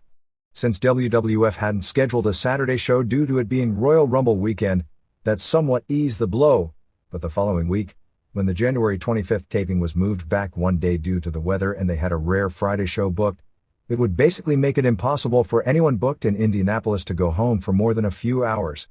As it was still a pain for everyone to make it back for the road in Dayton, Ohio on January 29th after working January 26th due to all the Northeast weather problems. Rock and Chris Jericho were announced as missing the shows due to bad weather at the Charlotte airport. Also Rikishi, Big Boss Man, Farouk and Road Dogg missed the shows for various reasons.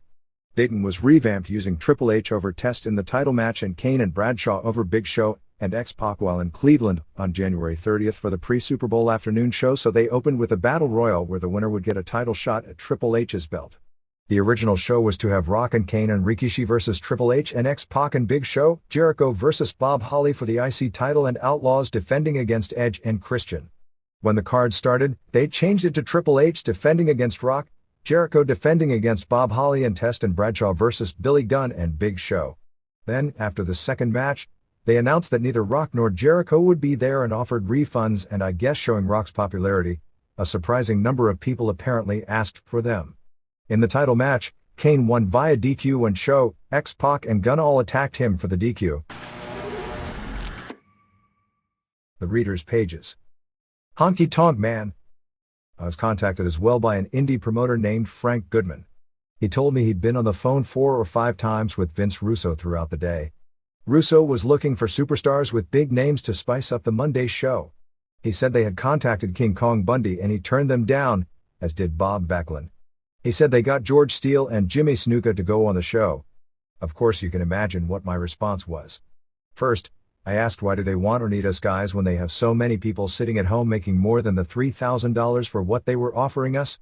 Then I offered them a piece of advice. If you want to get Jeff Jarrett over, good luck. There is nothing you can do for the guy that hasn't been done by both companies except for him to leave the guitar at home. It's death for him. As long as he carries it around, he'll always be a guy who stole someone else's gimmick. Besides, WCW is so deep in a hole that a backhoe can't dig them out. I closed by telling Goodman that if Jimmy Hart or Hulk Hogan aren't involved in the angle, tell them not to even bring my name up. I called Bundy to check out the story and it was all true. Russo had Blackjack Brown call Bundy to feel him out. Bundy said he would talk to them and Russo called Bundy to pitch him a deal. I didn't know Super Booker Russo needed anything other than his vision and his nude women. Wayne Ferris aka Honky Tonk Man. Whether it's the clash of titans in the ring or the drama that unfolds outside it, we're here to break it down, match by match, feud by feud. Remember, in the world of wrestling, every day is a battle, And every victory is a story waiting to be told.